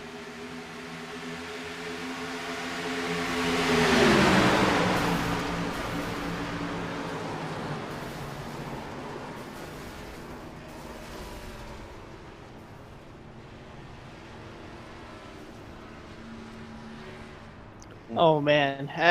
Like I was about to say before we saw Rob Pendleton try and take the lead, this new high downforce package we have on the mile and a half has almost turned the mile and a half into tracks like Daytona and Talladega was in the late 90s, where, yeah, it's all still a very drafty pack race, but it's a lot of single file, but no one's really able to break away. And it's really cool what they've done with this package. And I know it's gotten a lot of backlash, but I do enjoy watching the race in here. I tell you what here, James, the strategy game has just been completely obliterated. We have 2 cars still running on the racetrack. Joseph Causey, Cody Henderson, they did not come in this time. Alan Martin, Jason Miz, Guy Snyder, Michael Pittman, Donnell Williams, Art Greco, Nathan Aldrich, Derek Grigsby are the 10 cars. Also now 11, Garrett Velzy on the lead lap. Everybody else is pit side with massive damage repairs. Evan Kelsey, Nick Lockard, Rob Pendleton, Wendell Elliott, Andrew Chapman, Anthony Probst, Peter Hodgson, all for extended pit repairs here. Darrell Rector, Andrew Schroeder already out of the race. You can actually see it on your screen. The cars that are in that lighter gray color towards the bottom of the timing tower are all on pit road getting repair work done. Wendell Elliott's going to be the first car to come out after the repairs. 2 minutes and 5 seconds worth of repairs is going to have him a couple of laps down here on the restart. Now is Garrett Velzy and Mike Pittman going to make their way into the pits, as is Alan Martin.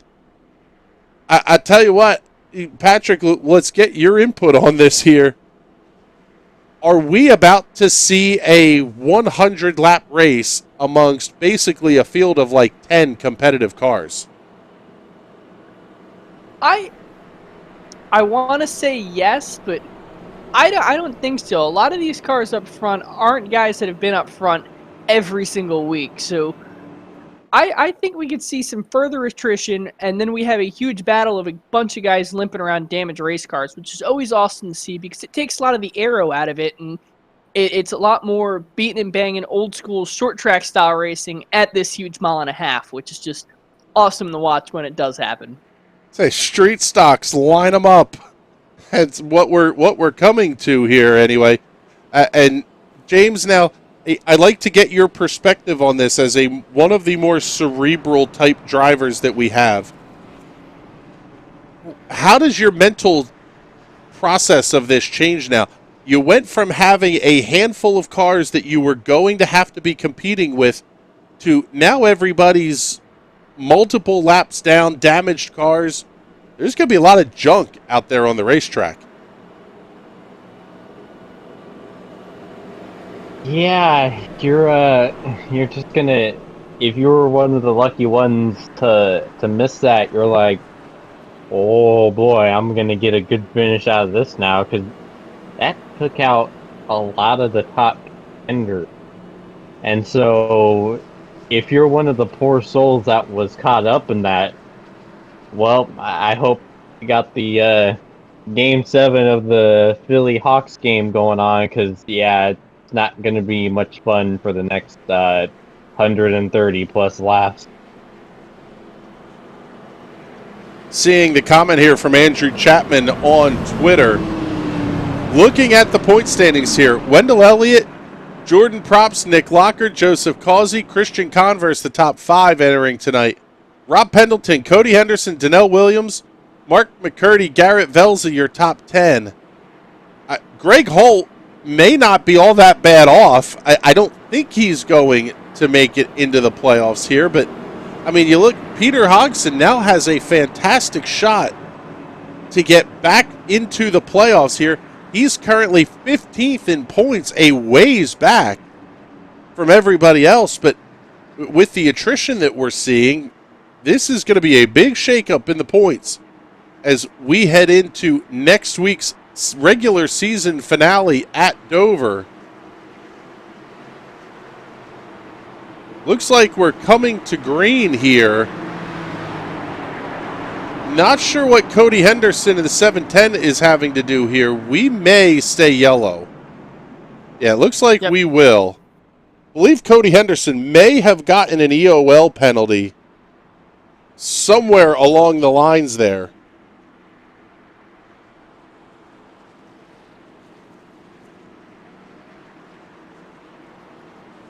Now Henderson going to make his way back up towards the front. Yep, just got word from race control. Some reason he was given an EOL, and it's all getting cleared up now. So there you go. So the pace car will resume its position here at the head of the field. And I tell you what, guys, we're down to 14 cars still on the racetrack. Only 11 on the lead lap. Peter Hodgson, the first car, laps down, and he will be 2 laps down when we restart. Anthony Probst also 2 laps down, running in the 13th position. Evan Kelsey 4 laps down in the 14th position. Nick Lockard still pit side in 15th. He will start to fall towards the back. Rob Pendleton also 4 laps down. 5 laps down, Wendell Elliott in 17th. And Andrew Chapman on the same lap as Elliott. A lot of lap cars here with pretty significant damage as we're towards the back of the pack anyway. Causey and Henderson will lead the field to green off of turn number 4. Lap number 79 will go up on the scoreboard. 22 laps remaining here in stage number 2. Thought we were going to get the green flag, but it looks like yellow will stay out on the racetrack.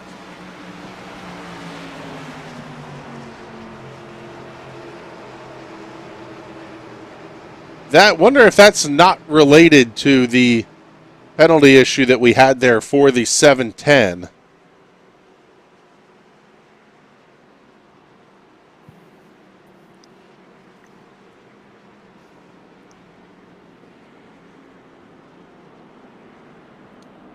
However, it looks like, at least according to the iRacing timing and scoring here, Patrick, the green flag did come out. That means Peter Hodgson, I would think, would be a lucky dog here then.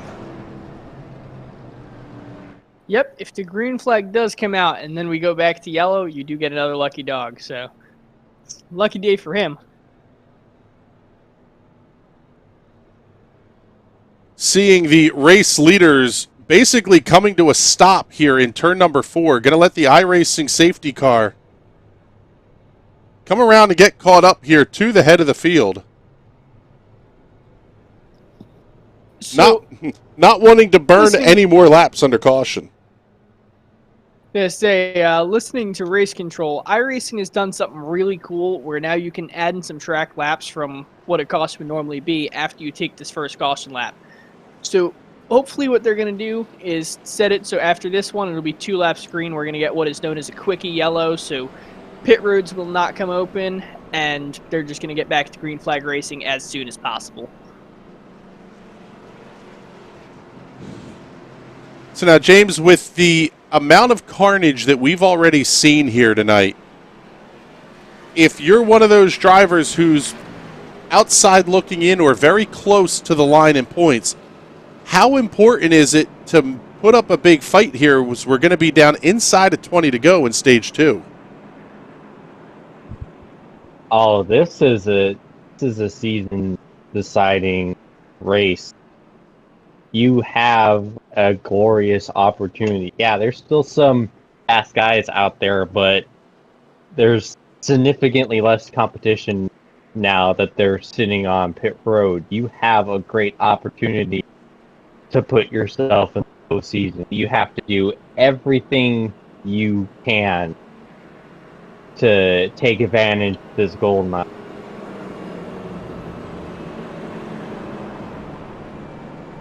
So we'll take a look here at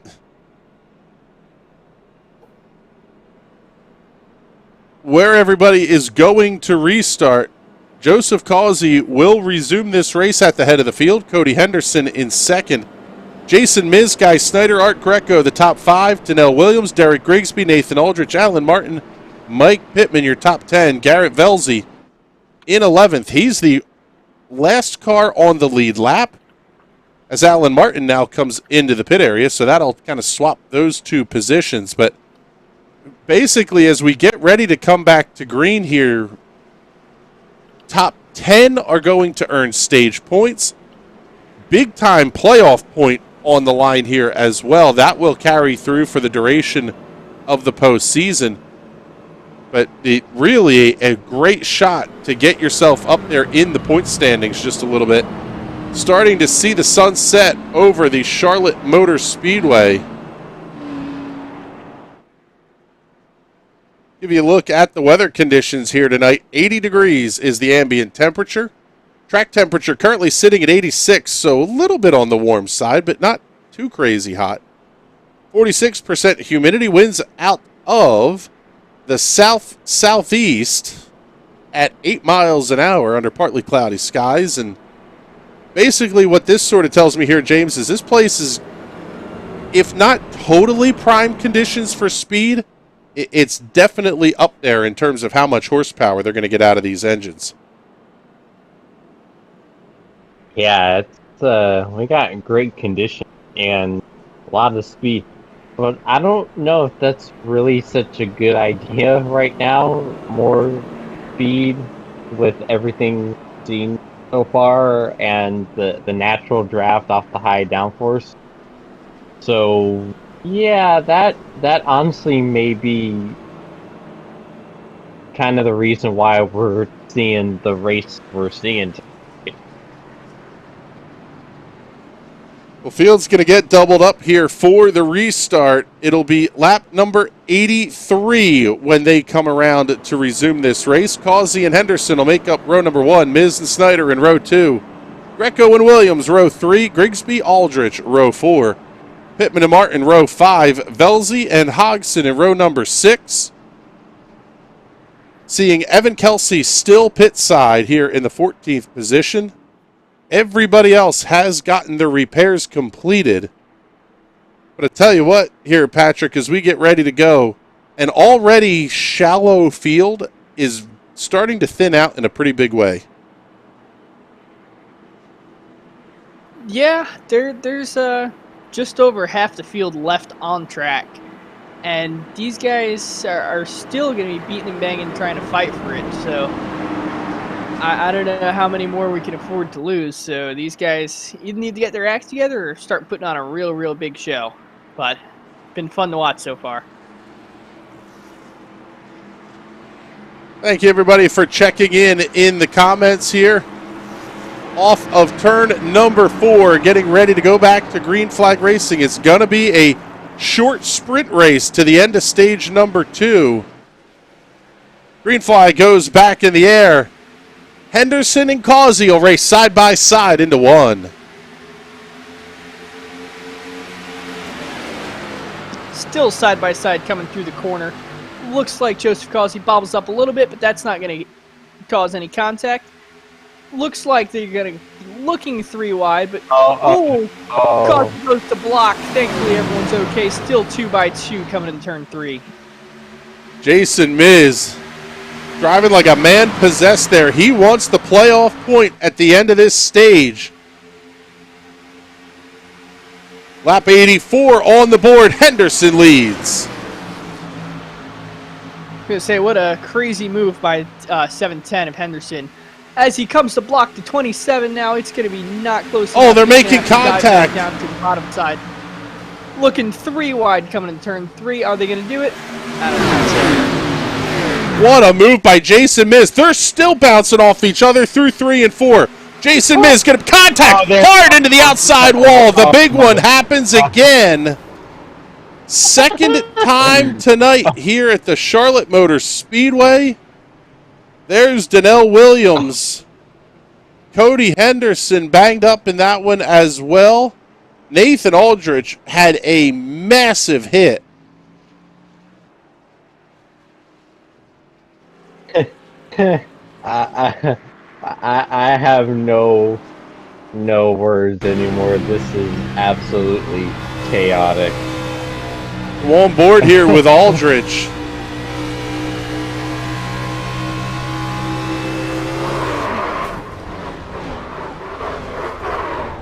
Yeah, just like Cindric in the Xfinity race last night, just nowhere to go. Just tried, but just got clipped and yeeted into the outside wall. Yeah, that one was a pretty big mess here. Let's take a look one more time. You see Cody Henderson got up into the outside safer barrier. Henderson makes contact with the 88 of Causey, and it was on from there. Garrett Velzy got a pretty big piece of that as well. We are under caution for the 410,000th time tonight here at the Charlotte Motor Speedway.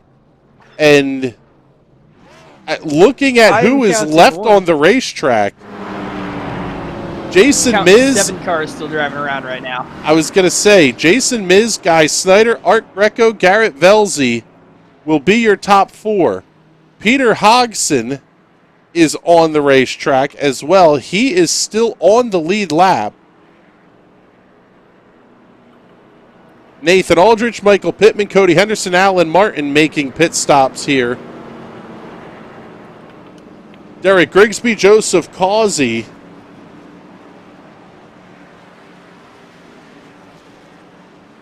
Also on the lead lap. And this is where I am not entirely sure how the math has worked out this way, but with that caution, we're now up to 12 cars on the lead lap. I guess Peter Hodgson getting his second lap back.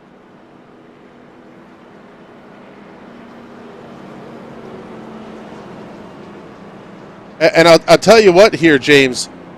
This may feel like the race that will never end. However, once you start to run low on cars, it really becomes a race of get to the finish here because you know everybody's going to have a good finishing position.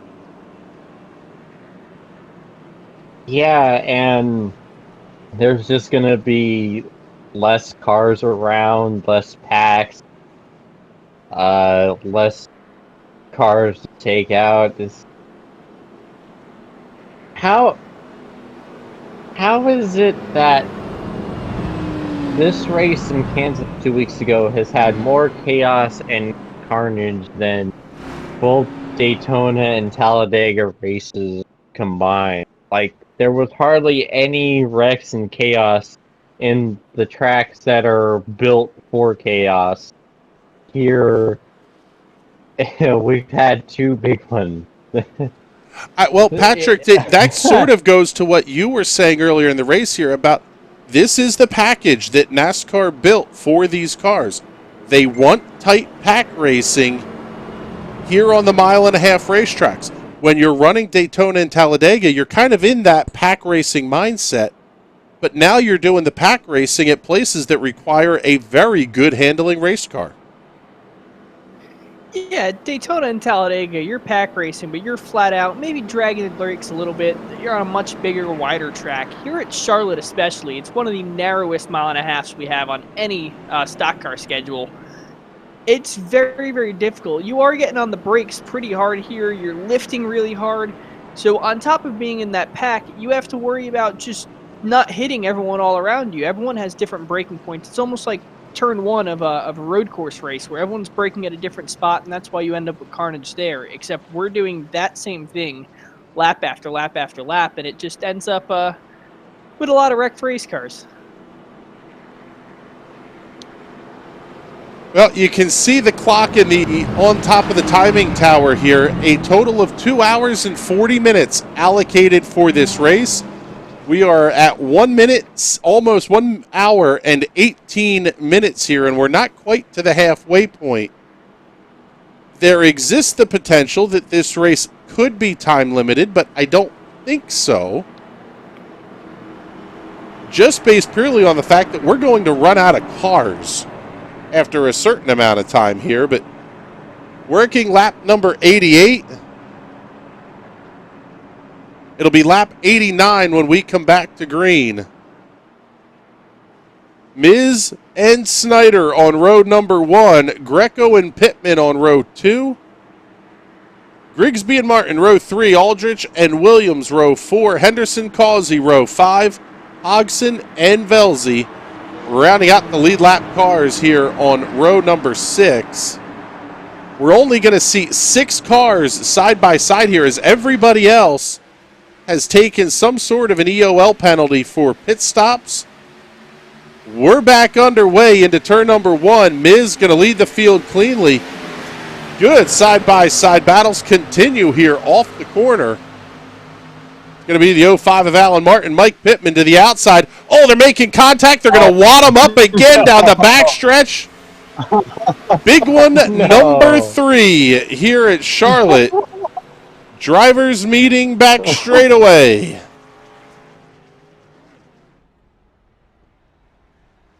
Pretty big instance of you can't park there. Yellow flag back on the racetrack. Let's take a look and see who that may have. Let's see. We'll pick up Michael Pittman Jr. here. Just a couple of cars making contact and absolute carnage. The 14 goes for another wild ride. Yeah, he's definitely done. This I'm sorry for laughing. I'm the type of person that laughs at a funeral, can't understand what I mean. Well, you soon will. When craziness happens, I just can't help but laugh, and this is absolute insanity. This is one of the craziest races I've ever. Yeah, I was gonna say the one that is really striking me about this is they only have one quick repair. So these cars are, I mean, we're going to be down to a handful of cars that don't have very significant damage. I mean, Peter Hodgson, let's give him a shout out here. At one point, he was 3 laps down in this race. that car has spent its last stop on lap number 73. It spent 3 minutes and 25 seconds receiving pit service. He's back on the lead lap now, running in the 5th position. I had a C-Class street stock race that went similar. I got hooked and flipped on lap 1, towed, got back out, and got all 3 laps, and got back up to like 7th place because there was so much chaos. And yeah, this is giving me flashbacks to that race. So let's try to reset the field a little bit here. Give you the close-ups on some of these drivers. Jason Miz in the 24 is your race leader for Performance Sim Sport. He's up 13 spots, or excuse me, up 8 spots from the drop of the green flag here tonight. Guy Snyder running in the 2nd position in car number 27.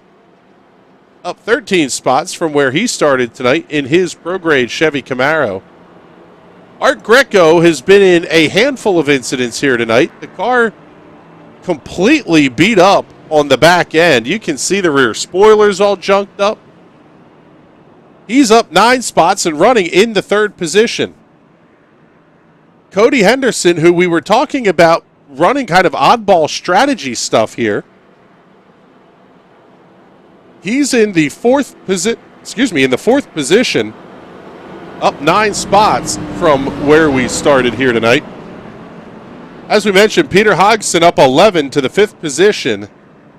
Garrett Velzy runs in 6th in the number 48 Mountain Dew Game Fuel Chevrolet Camaro. Donnell Williams in the number 82, making his way down the back straightaway. He will restart in the 7th position here this evening. Strange Music Chevy Camaro of Donnell Williams.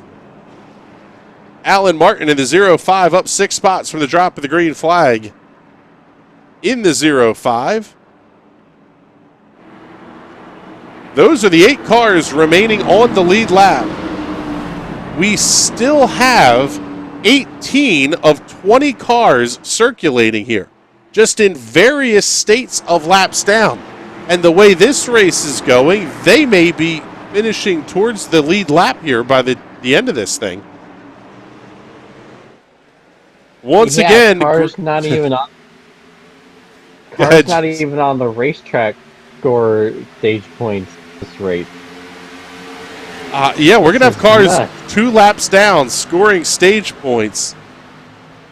You wonder if they're gonna throw the yellow still at lap 100, given the carnage that we've seen on the restarts. Guy Snyder, Cody Henderson get a battle side by side through turns 3 and 4. It'll be lap number 94. Little bit of a bobble there out of the 27 machine. That's going to open the door for Art Greco to the outside into 1. I was going to say, that's a little bit more than a little bit of a bobble.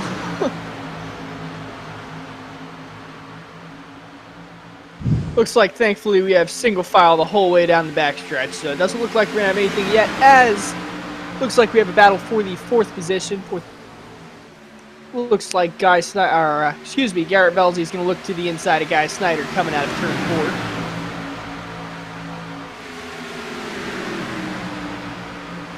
4. Velzy has the 4th position as they work their way through turns 1 and 2. Going to be able to clear Martin to the inside. That fight's going to... I just got update from... Go ahead. Sorry, I was just about to say, I just got update from Race Control. We are still going to have the caution at lap 100. So there you go. 5 to go here in stage number 2, approaching the halfway point. Cody Henderson just set the fastest lap of the race at a 30.11 second lap. These cars are still hauling the mail here at the front of the field.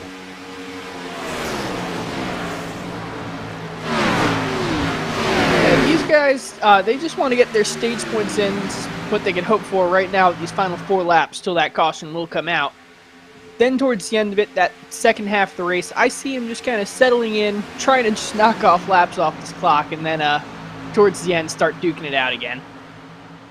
I was going to say here, James, with this few cars running on the lead lap, we're sort of back to that discussion of what happens on the long run, because it's going to come at this point after lap 100, just by nature of the attrition that we've seen. All of a sudden, we're right back into how does pit strategy play out and who's going to take advantage. Yeah, I don't even know who's alive and on what strategy at this point. This race is completely up in the air. Dueling for the race lead within inches off of turn number 4. Cody Henderson to the outside. He'll be your race leader at the line. That one was tight. That was less than a thousandth at the line. 2 to go here in stage number 2. Henderson trying to fight back on the outside. Miz able to clear him down the back straightaway, but Henderson's going to get the big toe through 3 and 4.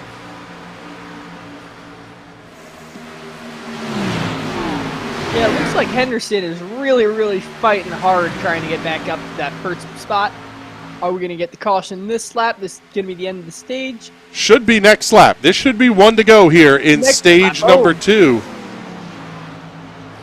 I apologize. I thought it came out right when they took lap 100. He's got one more try at it down the back stretch.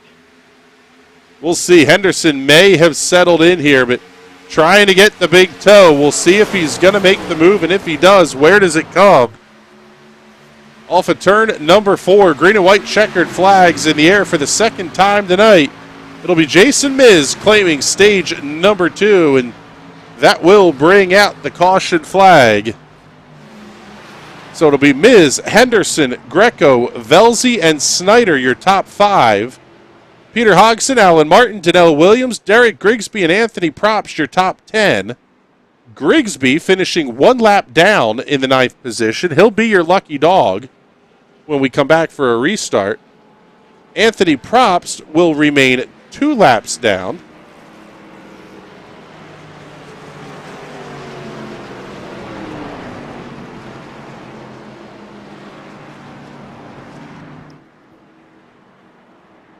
So we'll take a look and see who's going to come down pit road here at the end of the stage break. I would anticipate it would be everybody on the lead lap.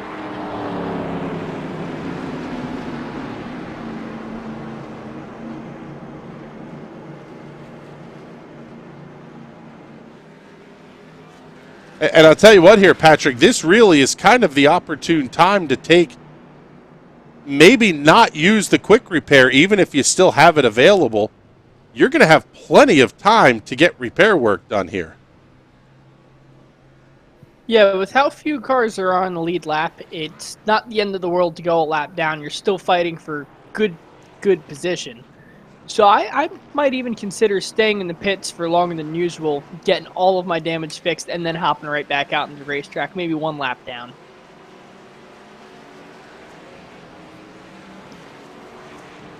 Well, Alan Martin's going to win the race off of pit road in the 0-5. 6.42 seconds on the stop. And I would imagine here, James, when you get these kind of races that are playing out the way this one is, it is very easy to make the mistake of coming down pit road for the however manyth time. You forget to uncheck the tires. It's conceivable we could be in a situation here where we're at the halfway point and some drivers may be out of Goodyear rubber in their pits.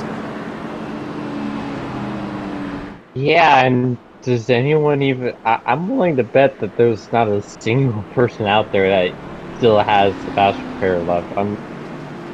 It feels like every car on track was involved in some sort of incident, but yeah, it's really easy to forget something like that. I mean, I had to run the last 100 laps of the NRED Little 500 without my fast repair because I forgot to uncheck it. And yeah, that was a very nerve-wracking time.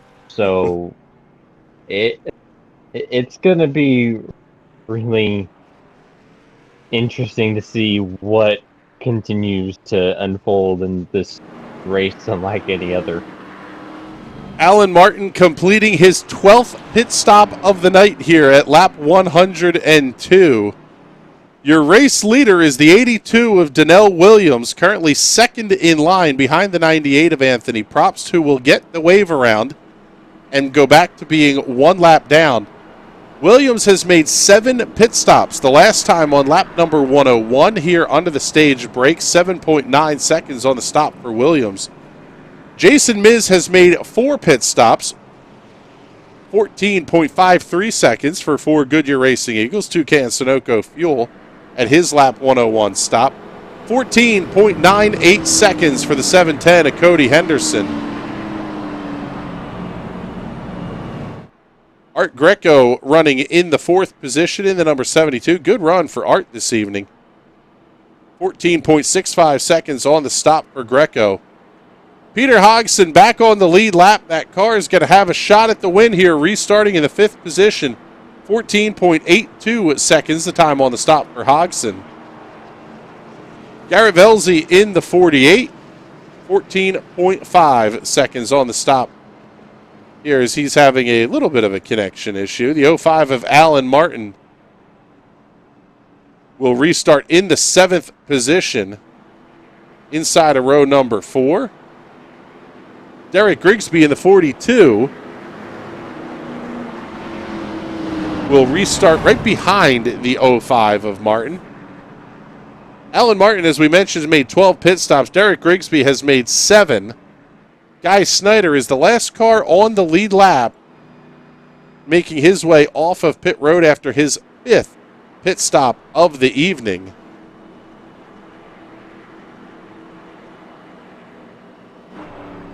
We're getting ready to go here. The second half of the High Slide Cup Series, 24 Hours of Charlotte, coming up. It'll be Williams and Miz on the front row, Henderson and Greco on row 2, Hodgson and Velzy row 3, row 4, Martin and Grigsby.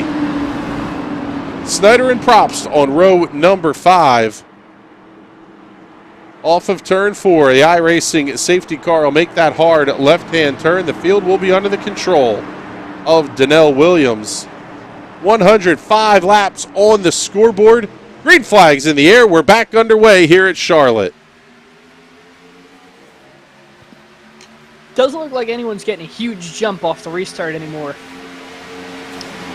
But Donnell Williams is going to get out to a comfortable lead, at least for this first set of corners. Cody Henderson going to be right on his back bumper. Williams going to show him the door open on the outside.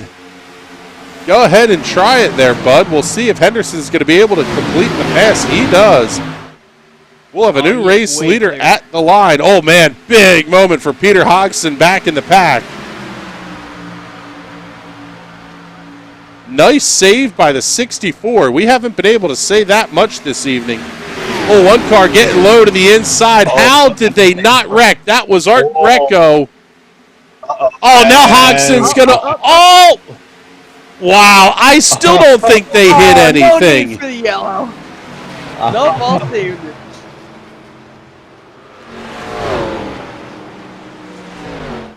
Caution flag on the speedway, but a collection of fantastic saves.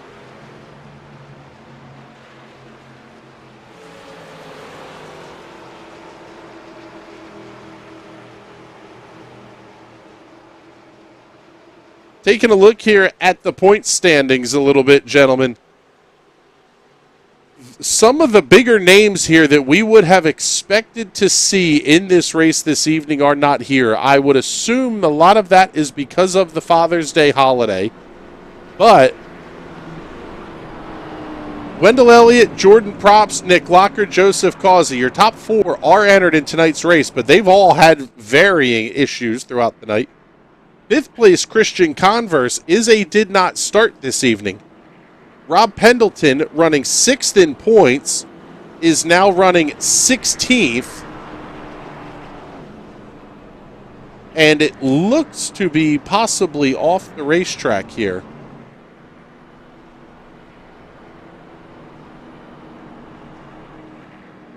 Yeah, we're going to be down to not many cars remaining in this race.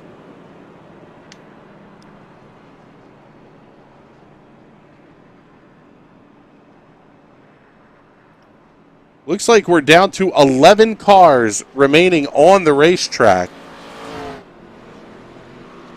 Joseph Causey is now out of the race in the 12th position.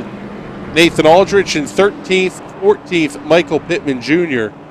15th, Nicholas Lockhart. 16th, Rob Pendleton. 17th, Wendell Elliott. 18th, Andrew Chapman. 19th, Darrell Rector. And in 20th, Andrew Schroeder. So, big shakeup potentially coming in the points here, and not many cars left still running here, as we're going to see Anthony Probst get his lap back as well.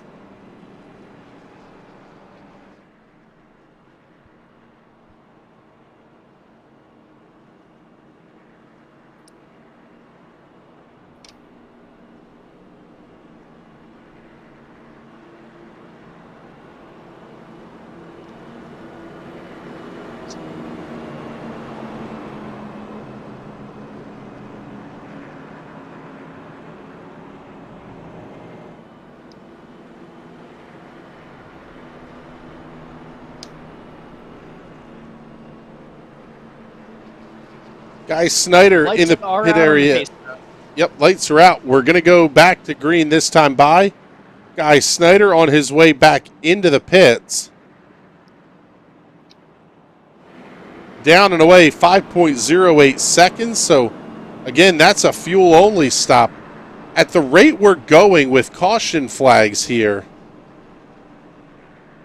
it's only a 9-lap difference. However, it may be the difference in getting to the end here, as the race leaders can make it to lap 144. If we go green the rest of the way, they will not make it on fuel.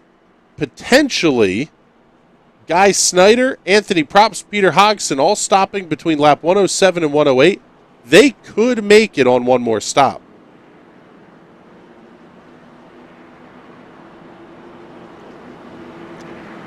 That'd be a risky strategy call, Jim. Just because you don't know what's going to happen.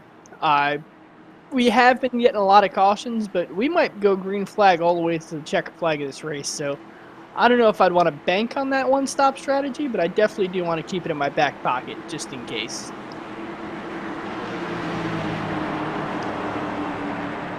Pace car is in one more time. Cody Henderson leads the field back to green. He got a good restart. Donnell Williams a little bit slow on the giddy-up on the outside. That's going to let Jason Miz fight to his inside.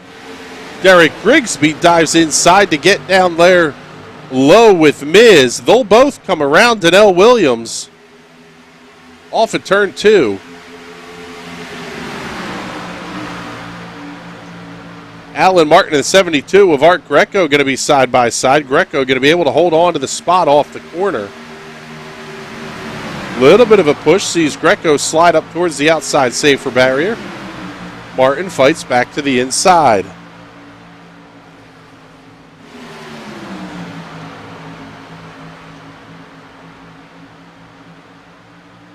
Hodgson and Al Martin are really fighting for it.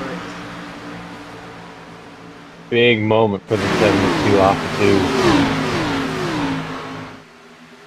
2. We've had a lot of like big moments here tonight. I was going to say, the weather looks a little bit different, or at least the cloud cover from when we started this race, if you don't mind pulling up the weather telemetry.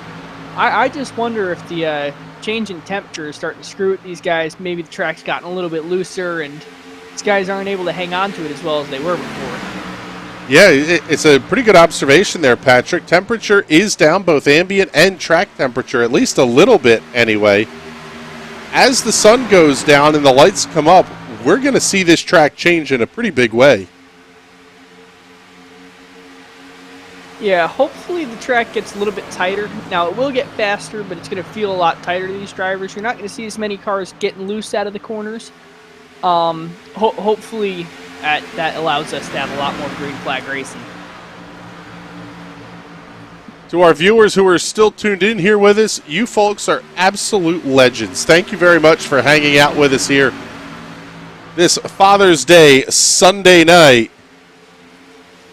Cody Henderson, your race leader, as we work lap number 114. Seeing Darrell Rector back on the racetrack. He's only made 4 pit stops tonight, but that's because his 4th stop totaled 55 minutes and 48 seconds. At the rate we're going, though, Rector stands a very real shot at worst, an 11th place finish. So this is going to be a pretty big move here for Darrell Rector.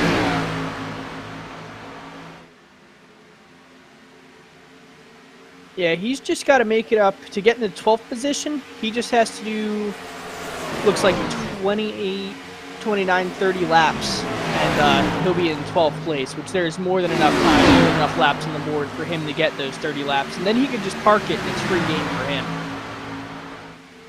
Peter Hodgson looking side of Donnell Williams. Look at that pass completed into turn number 1. Just back behind him, Alan Martin going to be side by side with the 27 of Guy Snyder off at turn number 2. Now working lap 116. Probst looking inside of Greco. 2x2, 2x2 off of turn 4.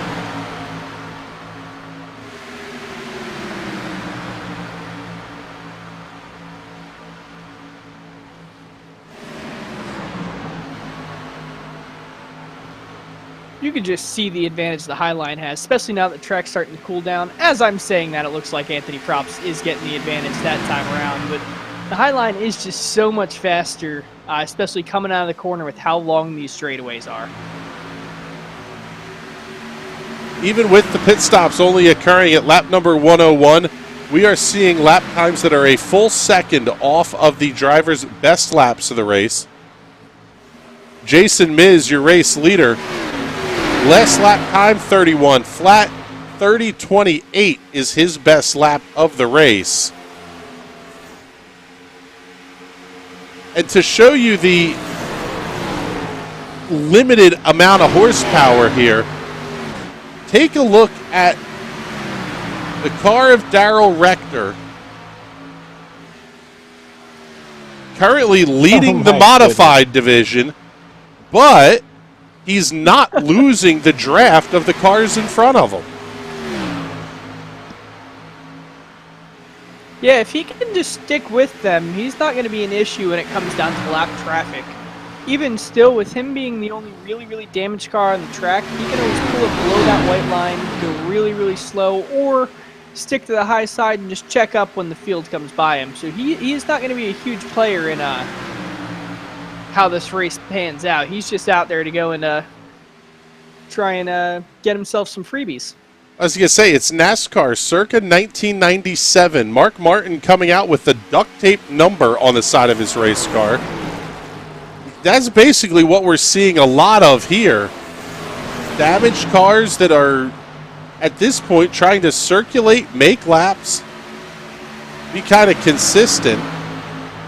We say that, and they're battling 2x2, 2x2 for position here.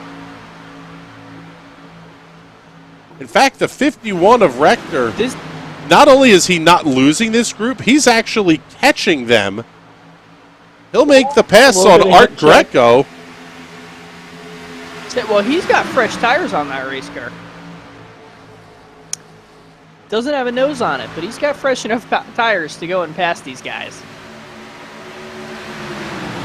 Seeing Guy Snyder and Donnell Williams battling here for position. Let's look a little bit further forward in the field as Garrett Velzy clears inside of Cody Henderson through turns 1 and 2. He will pick up the 3rd position. Race leader is not able to get away at all. So it'll be Grigsby, Miz, Velzy, Henderson, and Props, your top 5. Hodgson, Snyder, Greco, Williams, and Martin, the top 10. All those cars are on the lead lap. Evan Kelsey running in the 11th position. Currently sitting a handful of laps down.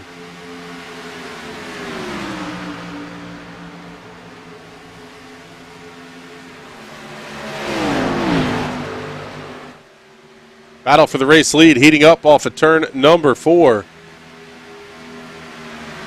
Grigsby has it, but Miz wants it.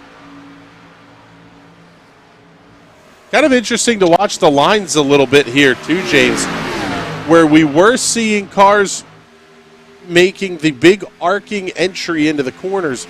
They're sort of flattening things out here to run the bottom.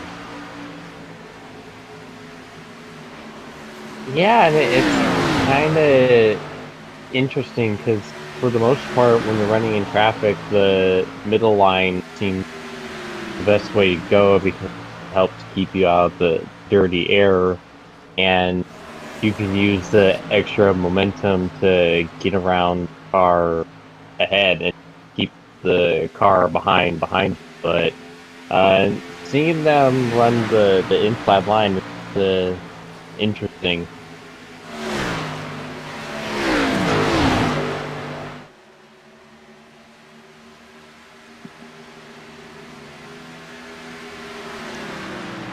Now Derek Grigsby able to open up about a half-second gap here over Jason Miz as they're starting to catch the 0-2 of Evan Kelsey. Top 4 have broken away from 5th place running Jordan Props by almost 5 seconds. Just about to say, Evan Kelsey is the only car, or is the first car a lap down, but he is actually 8 laps down. There are no cars, just one single lap down, so he is actually eligible for the lucky dog if we do happen to get another caution. Let's hope not. We're working lap number 127 here. We're anywhere from 13 to 25 or so laps away here from a set of green flag pit stops. And for these cars that are on the lead lap, you have a great finish in hand, but you still can't throw it away taking a silly penalty on pit road.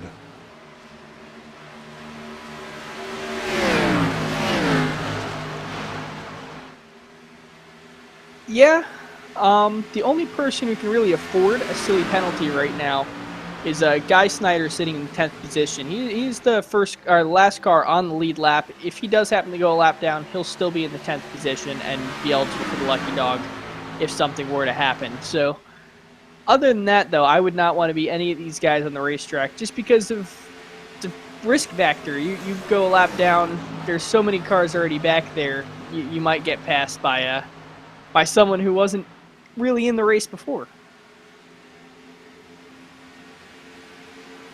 I want to welcome a couple of the new sponsors that have come on board here for the High Slide Cup Series, including Locker.it, providing offensive and defensive cybersecurity solutions for companies of all sizes.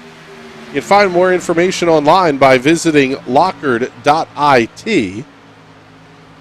Also, Aquatic Express, they're a pool service that cleans and maintains pools.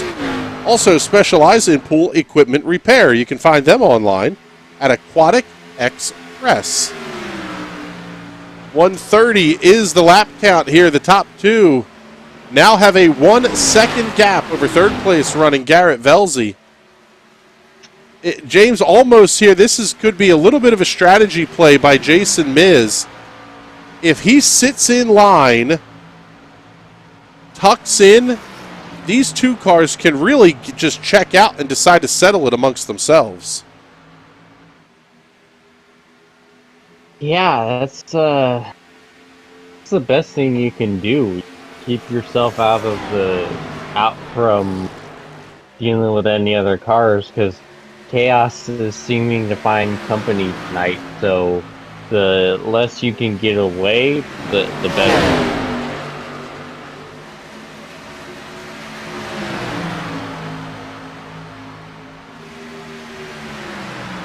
this pack of cars at the tail end of the lead lap. Only about a quarter of a lap behind your race leaders, but battling pretty hard for position. Art Greco, Guy Snyder, Donnell Williams, and Alan Martin. Oh, we're going to big contact into the inside retaining wall. Oh my goodness. That will bring out the caution flag here at lap number 133. Trouble for the 27 of Guy Snyder and Donnell Williams.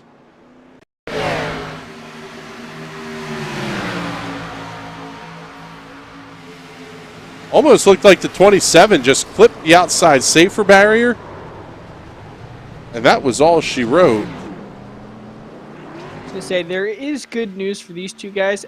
As we have seen with the 51 car of Dow Rector, you do not need that front clip to go fast in these cars. As long as these guys can stay in the lead lap, they'll be able to stay in the pack and maybe even get in the top 5 and try and win this race. I think a lot of that will depend on the repair time.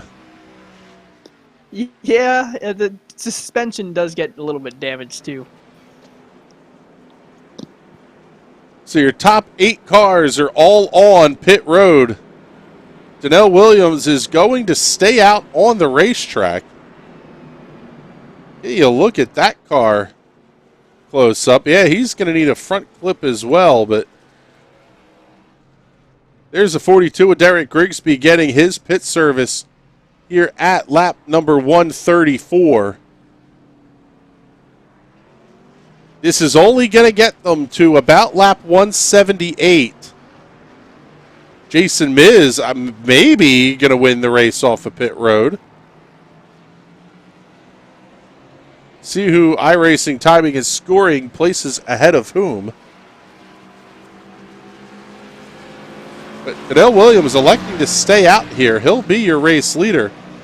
I would fairly safely, I would think, assume here we're going to be seeing a meatball flag here for the 82.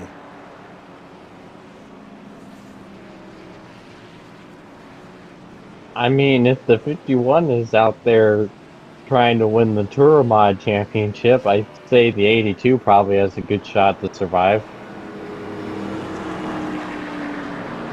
It does look like the 82 is sitting below that white line. He might be going down there and make a pit stop. I was going to say, the 51 has already made his repairs. That's the big key to this thing here. Daryl Rector coming into the pit area in the 51, as is the 82 of Donnell Williams. Peter Hodgson in the pit area as well, as is Evan Kelsey. Daryl Rector slowly but surely making his way up through the field here. He was next to last in the running order. Currently now running in the 15th position. So we'll see how long the repair bill is going to be for Donnell Williams. The jack drops on the left-hand side, and now he has to wait out the repair bill.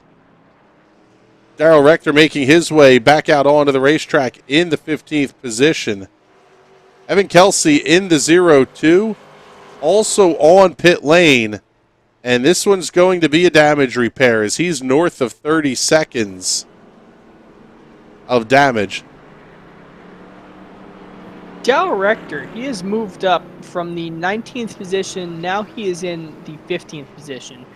And about 12, 13 laps from now, he will be all the way up to the 12th position. So overall, it's not going to be a bad night for him, even with how many laps down he is. Even with all the laps down, if anybody else has an issue, there's more positions to be gained here. He hasn't hit that point of everybody else has completed more laps than he has to make up. He's down more laps than there are laps left to be run. So who knows? 147 is the final lap that he could pass a car that wrecks. If a car wrecks on 147, he can pass him. They wreck on 148, he can no longer pass them.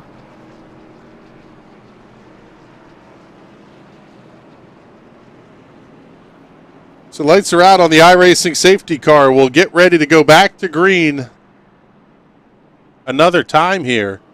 Jason Miz, Derek Grigsby will line up on the front row. It'll be Garrett Velzy and Cody Henderson on row number 2. Row 3, Anthony Probst and Art Greco. Row 4, Alan Martin and Peter Hodgson. Row 5, Guy Snyder. And the 82 of Donnell Williams. 57.6 seconds was the repair time on the 82.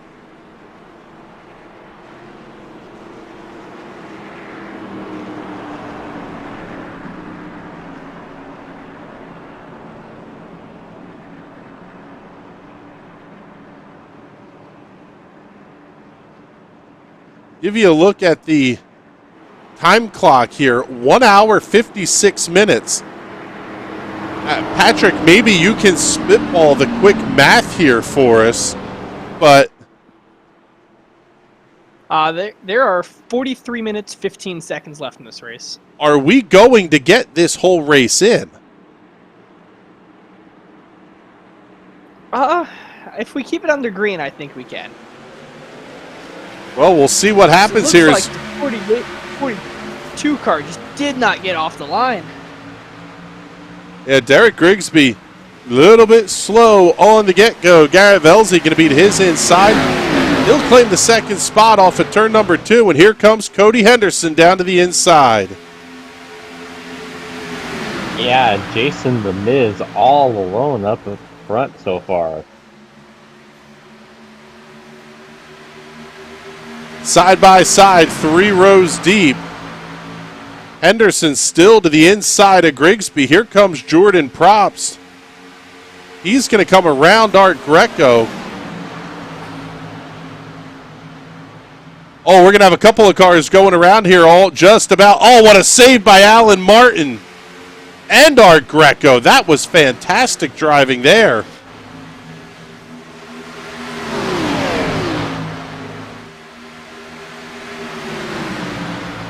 Now your top 6 cars have broken away.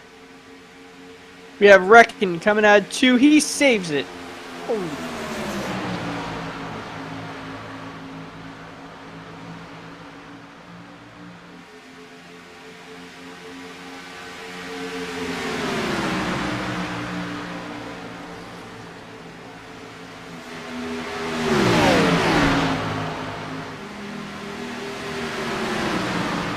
Keep our eye here on Derek Grigsby and Garrett Velzy.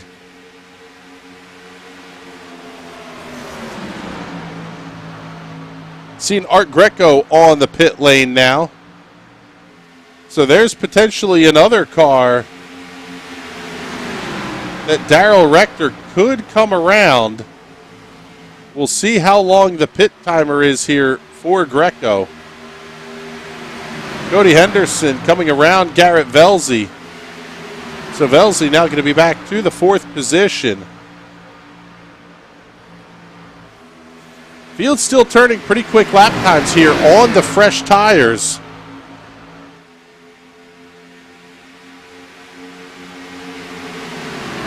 .31 seconds the last lap time for Jason Miz.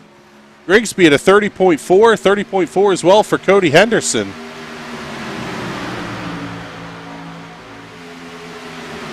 We may have a battle for the lead here by the time we get back to turn number 1, as Derek Grigsby is within a couple of car lengths to Jason Miz.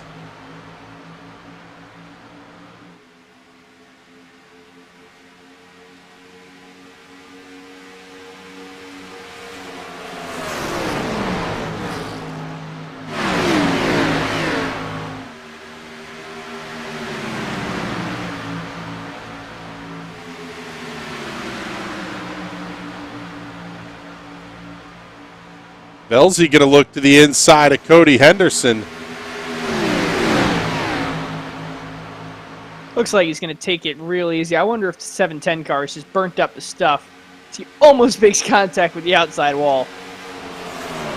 Yeah, that was a pretty big moment there for the 710 of Cody Henderson. So now working at lap number 143. Actually, 144 going up on the scoreboard.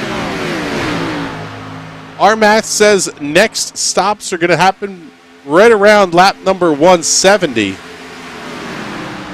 Here's the 98 of Jordan Props looking to the inside of Cody Henderson.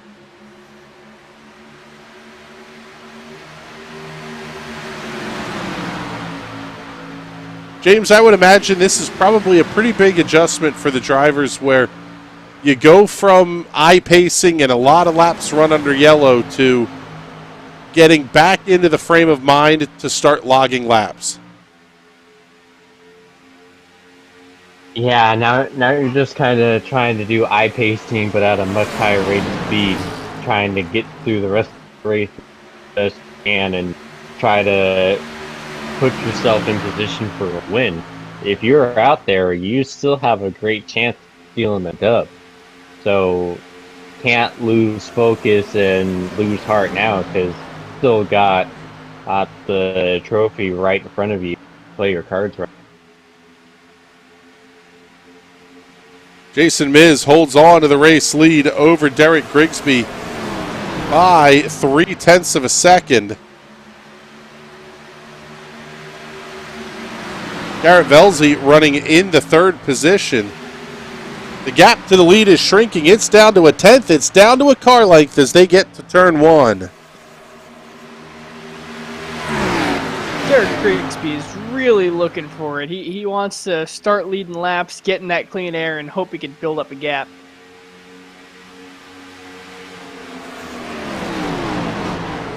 And James, we're seeing a little bit of a blink here out of Garrett Velzy. That's about the most frustrating thing you can have as a sim racer, is you've done all these laps under caution, and now you have a guy in front of you who you may not know where he's going to reappear on your screen. Oh, good gracious. Yeah, you're at this point you're whining on the radio like, hey, you have a blink, which is sim racer for, hey, I can't see where you are, get out of my way, please, you're gonna wreck us all. Oh god, speaking of wrecking. Yeah, Derek Grigsby just about wadded up that 42 machine into the safer barrier off of turn 4. It's going to let Garrett Velzy start to catch in a little bit here. Cody Henderson finding some speed in that 710 as he'll look to the inside of Velzy down the back straightaway. He's going to make the move. Looks like Anthony Prop's going to clear him as well. Garrett Velzy kind of dropping back. Maybe he's got just being cautious with that issue, with that blink that happened earlier. Yeah, at this point, no reason to junk your race car running for, at least at this moment anyway, an almost meaningless 5th position. Because at this point, you've got to get to the end. Some of these cars could theoretically get back on the racetrack. Some of these cars, like Wendell Elliott, Rob Pendleton, Nick Lockard, if I'm a teammate of those guys, I'm getting them a message via Discord or text or something and say, yo, get back in here. You can actually make a bunch of spots up. Yeah, but I'm pretty sure that they got in their car and left the track as soon as the major crash happened and saw they had like 30 minutes to repair the engine. I doubt any of them are in an opportunity to get back out there. Elvis has left the building.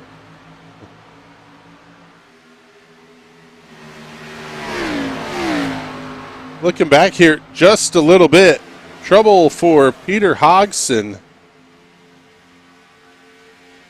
Take a look and see what happened here to the 64.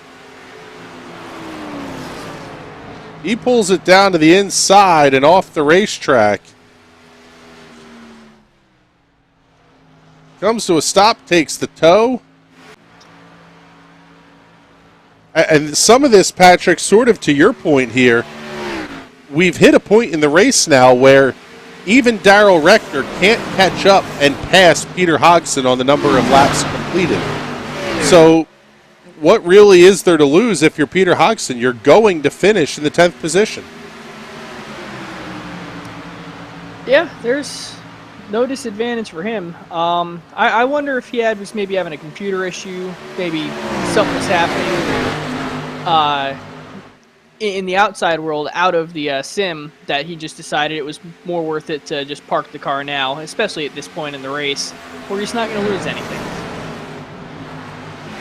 Well, he can still pass Art Greco. Art hasn't been on the track quite some time, so there's still a great chance for him to make up another position that way.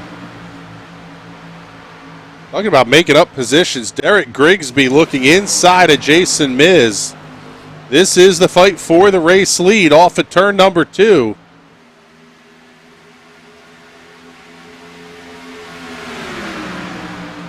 Grigsby not quite ready to tuck back in line yet. Props and Henderson going to look to the inside. Little bit of a draft help going to come there for the 42.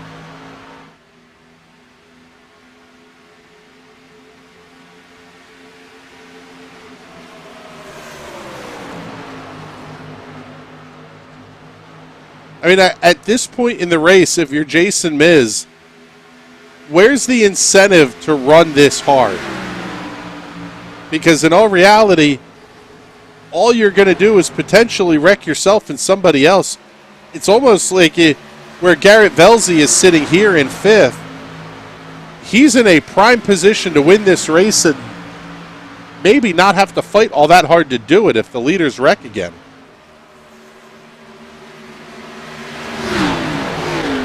Yeah, Garrett's just sitting back, licking his lips, waiting for more chaos to come.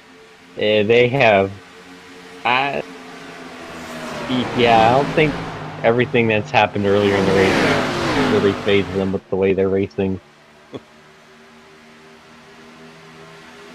Cody Henderson down to the inside of Anthony Probst down the straightaway.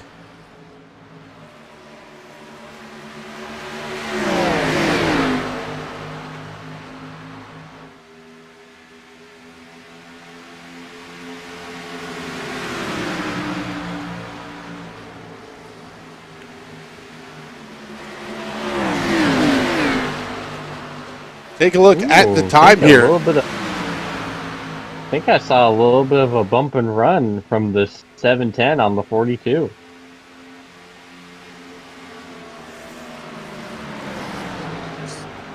Say just about half an hour left in this race. About a half hour left and still 40 laps to go. In the ballpark of 30-second laps. Should be plenty good on time. However, a caution flag may change how that calculus works out. It'll be 40 to go next time by, and still one set of pit stops remaining here for the race leaders. Jason Miz out to a 7/10 of a second gap over now Cody Henderson, coming around Derek Grigsby off of turn number 2. Velzy gets around Probst for the 4th position.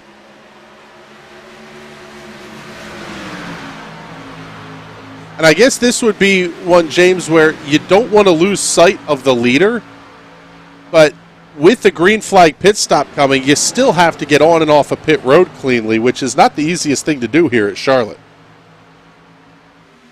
No, and now you can kind of try to see if you can get a bit of an undercut going, because the tires are probably shot, so if you can get on pit road and get off earlier and better than everyone else, you may just steal yourself the win.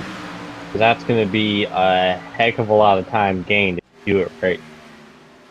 Well, there's the call. You know what? Your commentator's curse may be reversing a little bit here, because this is exactly what we're seeing out of Anthony Probst. Might be a little bit far to try to stretch on fuel, but 98 going to make his way down pit road here at lap number 162.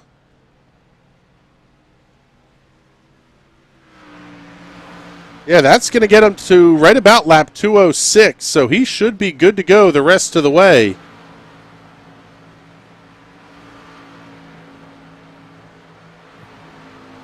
And he's got nothing to lose. If he pits now, he could try and get him on the undercut. Or if something happens, the worst thing that's going to happen to him is he's going to finish in the 8th position. So overall, there is no losing in this scenario. Yeah, he'll rejoin the racetrack here down the back straightaway, and he's got Donnell Williams, who's on the same lap. Both of those cars are 1 lap down. As we see Garrett Velzy making his way down the pit road in the number 48 Mountain Dew Game Fuel Chevrolet Camaro.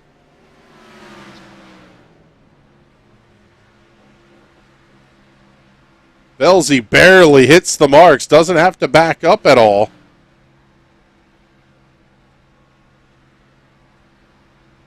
Crew already around to the left-hand sides for Goodyear Eagles. Toucan, Sunoco Racing Fuel. Garrett Velzy is down and away, 14.78 seconds. 0.2 quicker than where Garrett Velzy was. Or excuse me, 0.2 quicker than Anthony Props, I should say. Alan Martin coming around Velzy.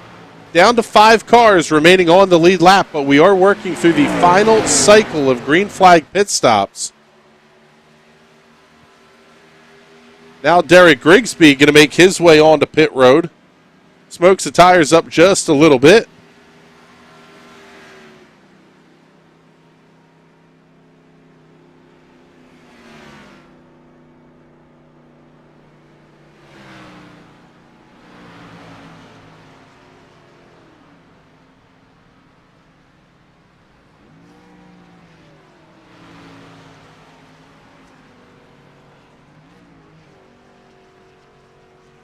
Take a look here, crew around to the left-hand side. Cody Henderson on the pit lane as well. Down and away is Grigsby. 14.32 seconds. There's the 710. The Cornhusker, Cody Henderson, making his final pit stop. And it really is a battle of in-laps and out-laps at this point.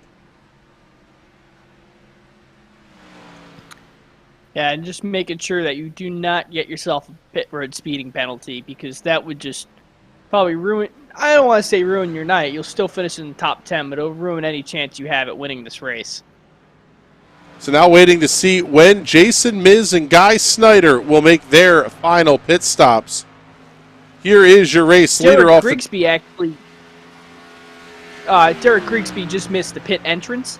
Had to run it through the NASCAR chicane going through here and run it through the grass back onto the front stretch.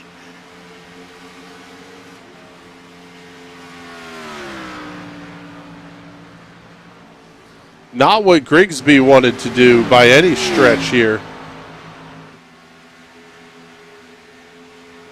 He's going to be behind Cody Henderson by about 0.8 of a second. Here is race leader Jason Miz. I would think he's going to have to start thinking about coming to pit road soon here. His last lap time, 32.3 seconds, compared to a 31.1 for Anthony Probst and a 30 flat for Garrett Velzy. He's losing 2 seconds a lap at this point, running on those older tires.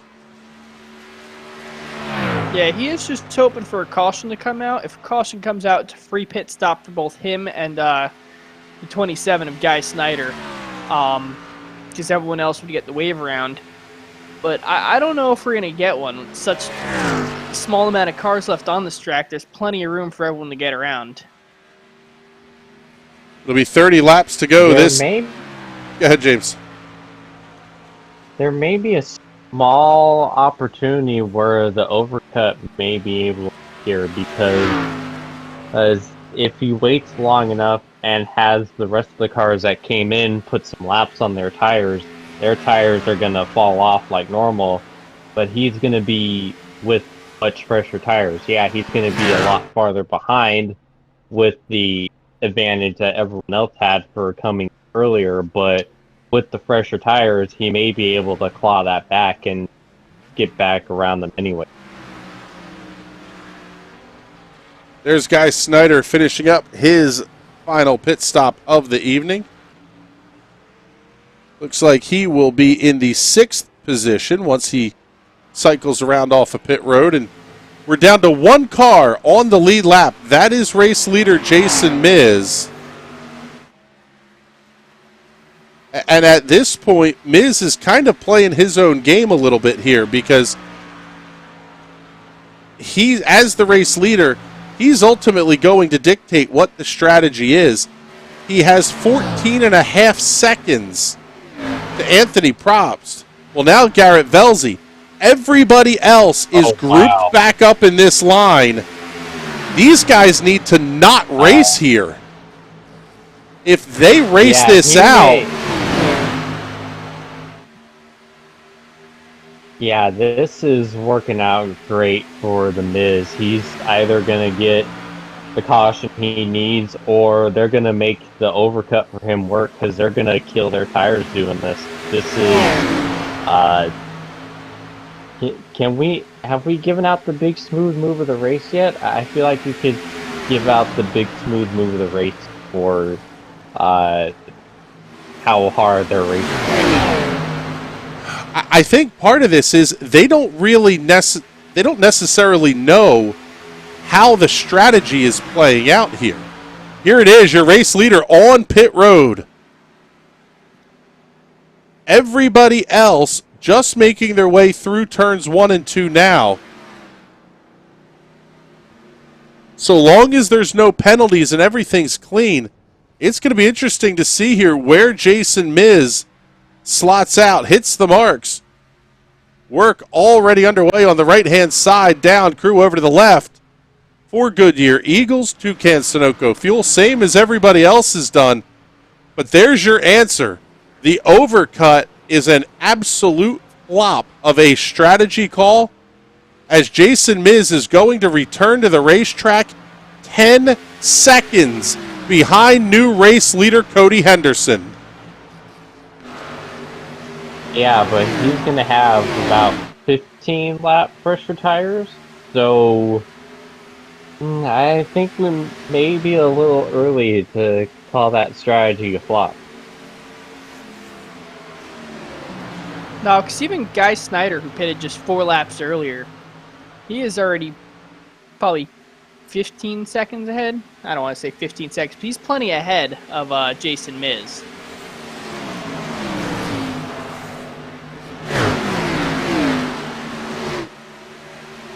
To compare the lap times, Guy Snyder is running a 30.89 for his last lap. Last lap for Cody Henderson was a 30.8. Now, where this really comes into play is, do we get a late caution flag here from the race leaders battling things out? Now, all of a sudden, Jason Miz is in really fantastic shape.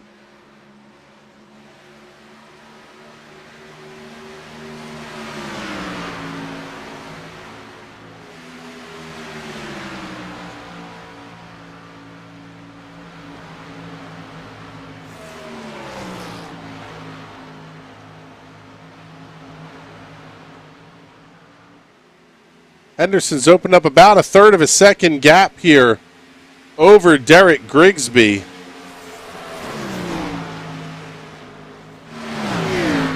Let's pick up Jason Miz as he's just come around Alan Martin.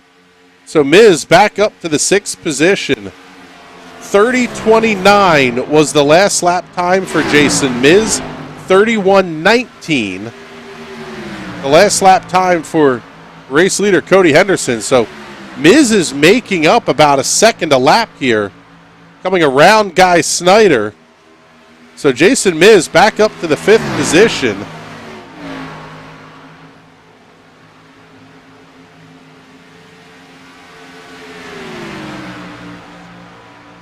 This one's going to be interesting to watch here as our buddy Matt Wagner, currently points leader of the Ezra IndyCar Series, checking in on YouTube. How you are having a good evening there, Mr. Wagner. Hi, Wags.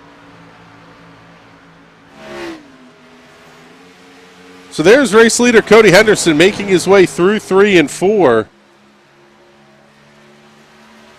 Jason Miz about a quarter of the racetrack behind as we're down to 20 laps to go here at Charlotte.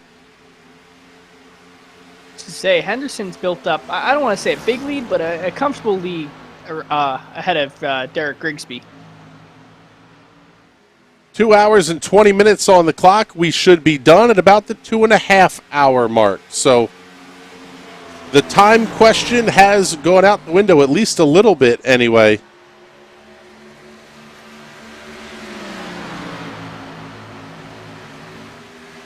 The one that's really surprised me a little bit here is you have these two leaders running within a quarter second of each other. It's a full 4 seconds back to Garrett Velzy in the third position.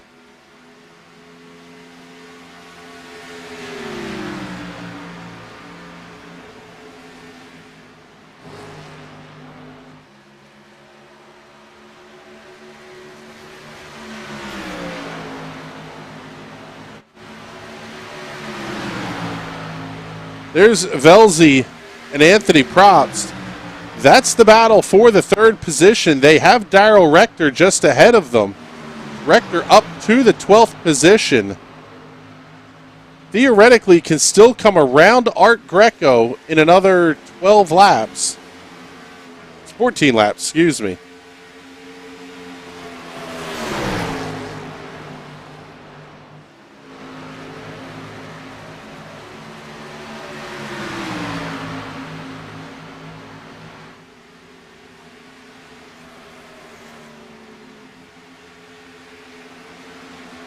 Oh, big move by Anthony Probst. Almost loses it there on the low side of Garrett Velzy.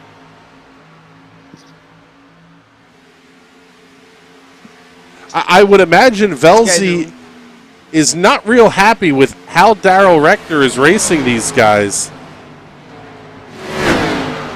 Oh, Rector almost got it up into the safer barrier.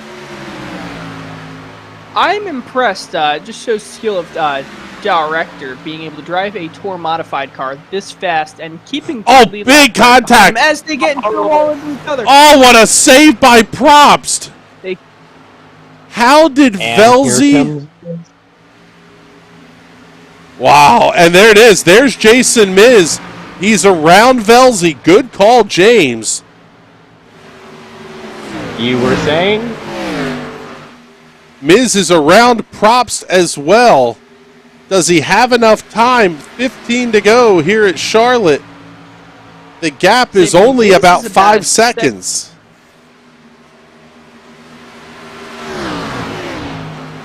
Yeah, that car is bad fast with those newer tires.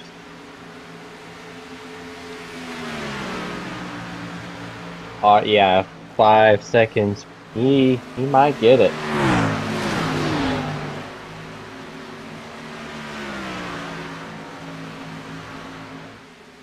Matt Wagner's saying, just checking out the Cup Series race. Hi, Patrick. Oh, okay. He's gonna say hi to Pat, but not hi to his mother. Okay, that's cool. That only hurts a lot. Props is still fighting with Daryl Rector for not even really track position, just spot, really. Yeah, just for the sake of I'm faster than you in a junked race car. Yeah, it's really impressive to watch him drive that thing out there. I tell you, at this point, Props is going to shove a bumper up his Rector if he doesn't move.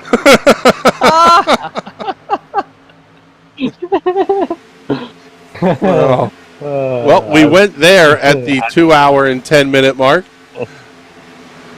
Check back in here with Jason Miz. The gap is shrinking in a hurry.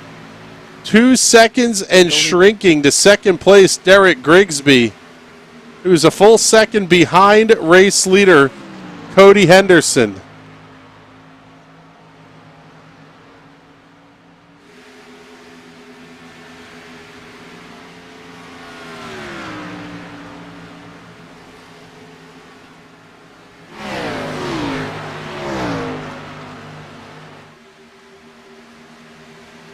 There you see Grigsby just at the bottom of the frame.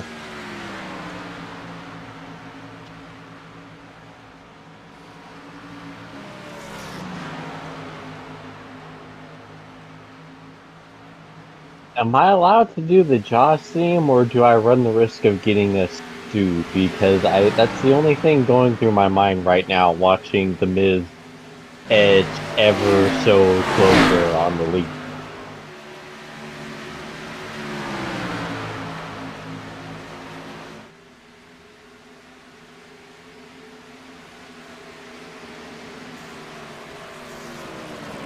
Miz is down to within a half second. But there's only 10 laps to go. I will admit defeat here and say the strategy call was not a flop. It's going to be interesting to see if he has enough time to catch Cody Henderson. Because he still has to get by Grigsby. He'll do that down the front straightaway. With 30 ease. Yeah, with ease. 31:58 the last lap time for Jason Miz. 32:10 the last lap time for race leader Cody Henderson.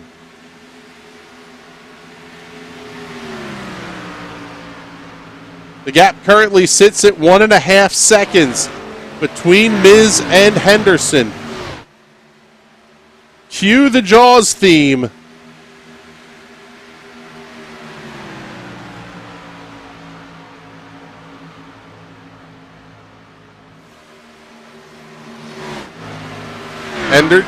Henderson now leads by only 1 second. 0.3 of a second through turns 1 and 2 is what Jason Miz was able to carve out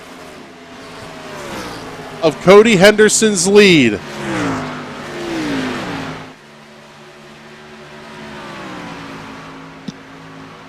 Less than a second now. Yeah.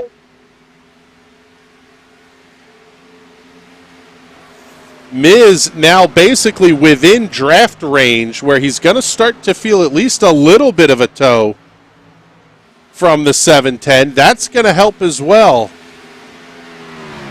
With great toe comes great arrow push, though. Patrick trying to follow my lead on the terrible pun train tonight. He's there within half a second now. He can get him.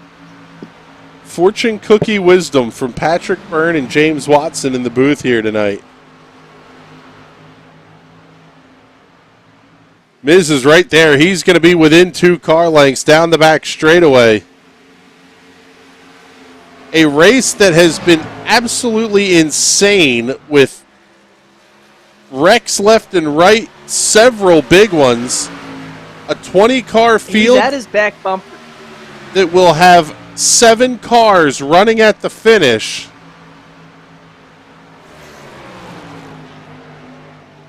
Now down to 5 laps remaining.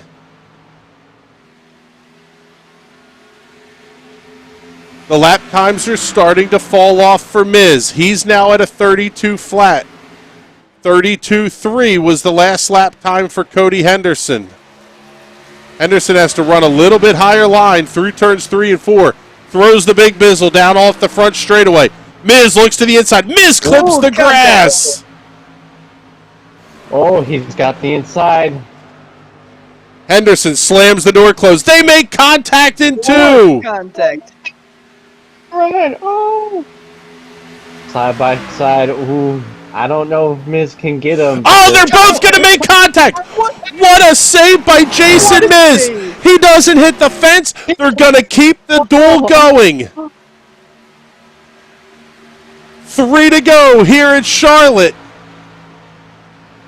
This What needs to be a sent to iRacing battle. top 10.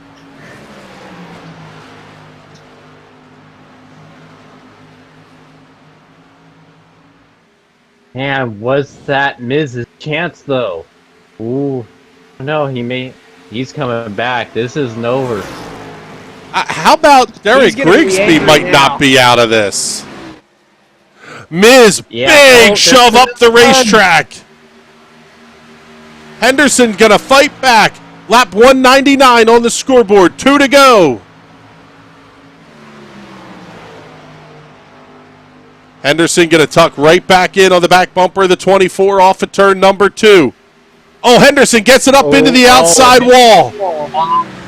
There it is. that may be all that Jason Miz needed.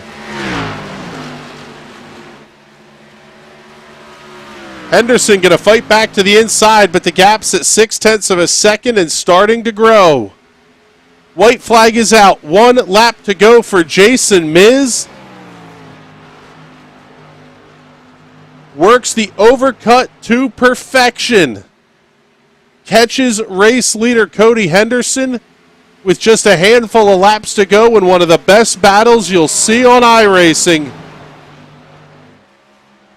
Off of turn number 4. Checkered flag in the air. Score another win for Performance Sim Sport, this time to Jason Miz. Cody Henderson comes home in the 2nd position. Derek Grigsby 3rd. Guy Snyder 4th. Anthony Probst rounds out your top 5.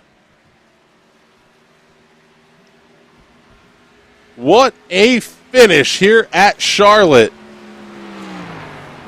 What a drive. That, oh my goodness. That is the drive of the season. That was unbelievable to watch the Miz drive up. And that was a slugfest at the end. You can't ask for anything better than that.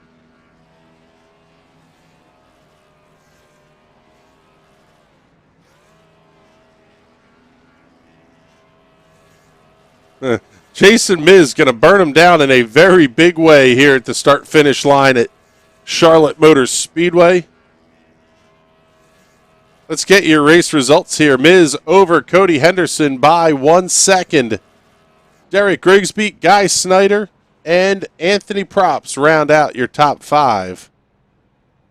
Alan Martin, Garrett Velzy, the last cars to finish on the lead lap. 7th place, Donnell Williams, finishing 3 laps down. 11 laps in arrears is 9th place, finishing Evan Kelsey. Peter Hodgson gets a top 10, finishing 48 laps down in a night of absolute carnage here at Charlotte. Darrell Rector finishing in the 11th position, getting around Art Greco at the head of the Tour Modified division.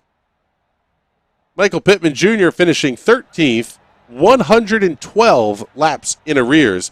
Nathan Aldrich, Joseph Causey, Nick Lockard, Rob Pendleton, Andrew Chapman, Wendell Elliott, and Andrew Schroeder back through the 20-car field this evening. But with that, let's get the replays ready to go, and we'll talk to your race winners. Let's get everybody pulled up into the booth here. We'll see if we can find Derek Grigsby here. There we go. So Derek Grigsby, congratulations here on a 3rd place finish tonight. Not a bad run, ultimately just not quite enough there late in this race. Yeah, I made the wrong pit strategy call, but to come out of here with 3rd place, I can't complain. Good points night for you as well as we get ready for the playoffs. Pretty good run all the way around. Oh, yeah. I'm happy with it. I'll take it, especially after having a few bad weeks. Well, congratulations on the podium finish here tonight. Who do you want to thank? Oh, I want to give a good shout out to my sponsors, which don't pay me any money, and my fans that don't exist. That is absolutely beautiful. Well done, Mr. Grigsby. Thank you very, very much. Hopefully we're talking to you again next week with an interview like that. Let's get our runner-up finisher in here, Mr. Cody Henderson. That duel over the last handful of laps was absolutely epic between you and Jason Miz. Tell us a little bit about it here. I mean, obviously your tires had to have been kind of junk by that point. Sure. I really appreciate the good words. Miz does not apparently think that was clean at all. Obviously, I had older tires. We are less than 5 to go. I am going to do everything I possibly can to hold that first position. I had in no way tried to punt him, try to wreck him. It was just racing. But you want to come across the comms with bad language and whatnot. we'll see him in the next one, man. It was racing. I'm glad to come out with the second place, but it's racing. No real reason to get your feelings hurt around here. We're out here having fun, put it on a good show. Sorry for the stutter. Putting on a good show for Father's Day. I want to thank all the fathers out there. Appreciate you guys being out here too. Shout out to James Liddell, my stepdad. Just thank you for the support. Well done with the Father's Day shout there, bud. Overall, this entire race was one of carnage and insanity from top to bottom. We talked about the goofy pit strategy stuff earlier. Ultimately, it really boiled down to who was going to be quick at the end, and you were about a second shy. Yeah, just ran out of time there. I was running hard. Miz did well with holding his tires together. I knew he had the speed. I seen him coming. There's just only so much I could do, and I did exactly what I would have done in any race. Nothing personal. I don't like driving dirty. I just like to race hard, and that's what we want to do. Put on a good show for you guys. Well, there you go, Cody. Congratulations on the runner-up finish. That should pretty well lock you into the playoffs here, and good luck next week out here in Dover. Yes, who do you want to thank? Well, thank you guys for being out here again. Thanks for the family, all the fathers out there, and thanks to the mothers who pull double duty out there too. All right, there you go. There's Cody Henderson. We heard one side of the story here. Let's get your race winner, Jason Miz. Talk us through that battle over the last couple of laps with Cody. Well, I was on fresh tires and I was faster and I went by him and I got the win. That's all I have to say about it. Yeah, it was, I mean, we've got the replay up here. You guys were beating and banging it. It was Daytona 1979 all over again. With junk tires. I think there was only one person beating. It wasn't beating and banging between the both of us. It's just a clear turn down before the turn into me. And I let him know I wasn't happy. But I'm done talking about that. I appreciate you guys. Anything else I'll talk about besides that? Ultimately, I called this strategy a flop, and I will be the first one to admit that I was wrong. At what point did you decide to commit to the overcut strategy and have the fresher tires for the end? Practice, I felt my truck starting to go away about 25 laps with my driving style. Between 20 and 25 laps, so I figured that was going to be my best shot. And when they pitted 15 laps before me, I knew that they were going to be a second or slower. So I just figured if I could pick them off and do what I did, I would be all right. Well, it was a fantastic drive tonight. Congratulations on the win, and absolutely going to vault you up in towards the playoff contention. And with the win, it should get you in, I would think. But congratulations on that, and good luck next week at Dover. Who do you want to thank?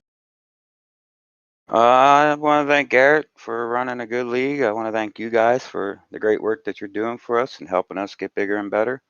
And my Performance Sims teammates for helping me get better. And Kazi, I have to thank him because he actually gave me his CSL Elite and V3 pedals that I am now using. So other than that, I want to say happy Father's Day to all the fathers out there. All right, there you go. There's Jason Miz, your race winner. And I'll tell you what here, James Patrick, sounds like no love loss here as we get ready to wrap up our coverage here this evening. Yeah, Miz seems to be feeling the type of way. Personally, I didn't see anything too malicious. I feel like they just kind of got a little too close and just put the cars together. That's a lot easier to do than with the Cup cars. But yeah, it was a heck of a slugfest. Like, you can't ask for a better finish than that to go along with an absolute nutcase chaos barn burner, whatever the heck other words you want to use to describe that. It was absolutely insane. Yeah, Patrick, it will come to you in closing here. And we saw a little bit of everything here tonight. 3 big ones, oddball pit strategies, and an absolutely epic duel to the finish. Yeah, this is one of the craziest races I have ever witnessed. You had everything from basically a wreck fest all the way up to good old classic NASCAR where you're just beating and banging each other for the win. So it was one of the coolest shows I think that I have ever seen. I'm glad I got to become a part of it.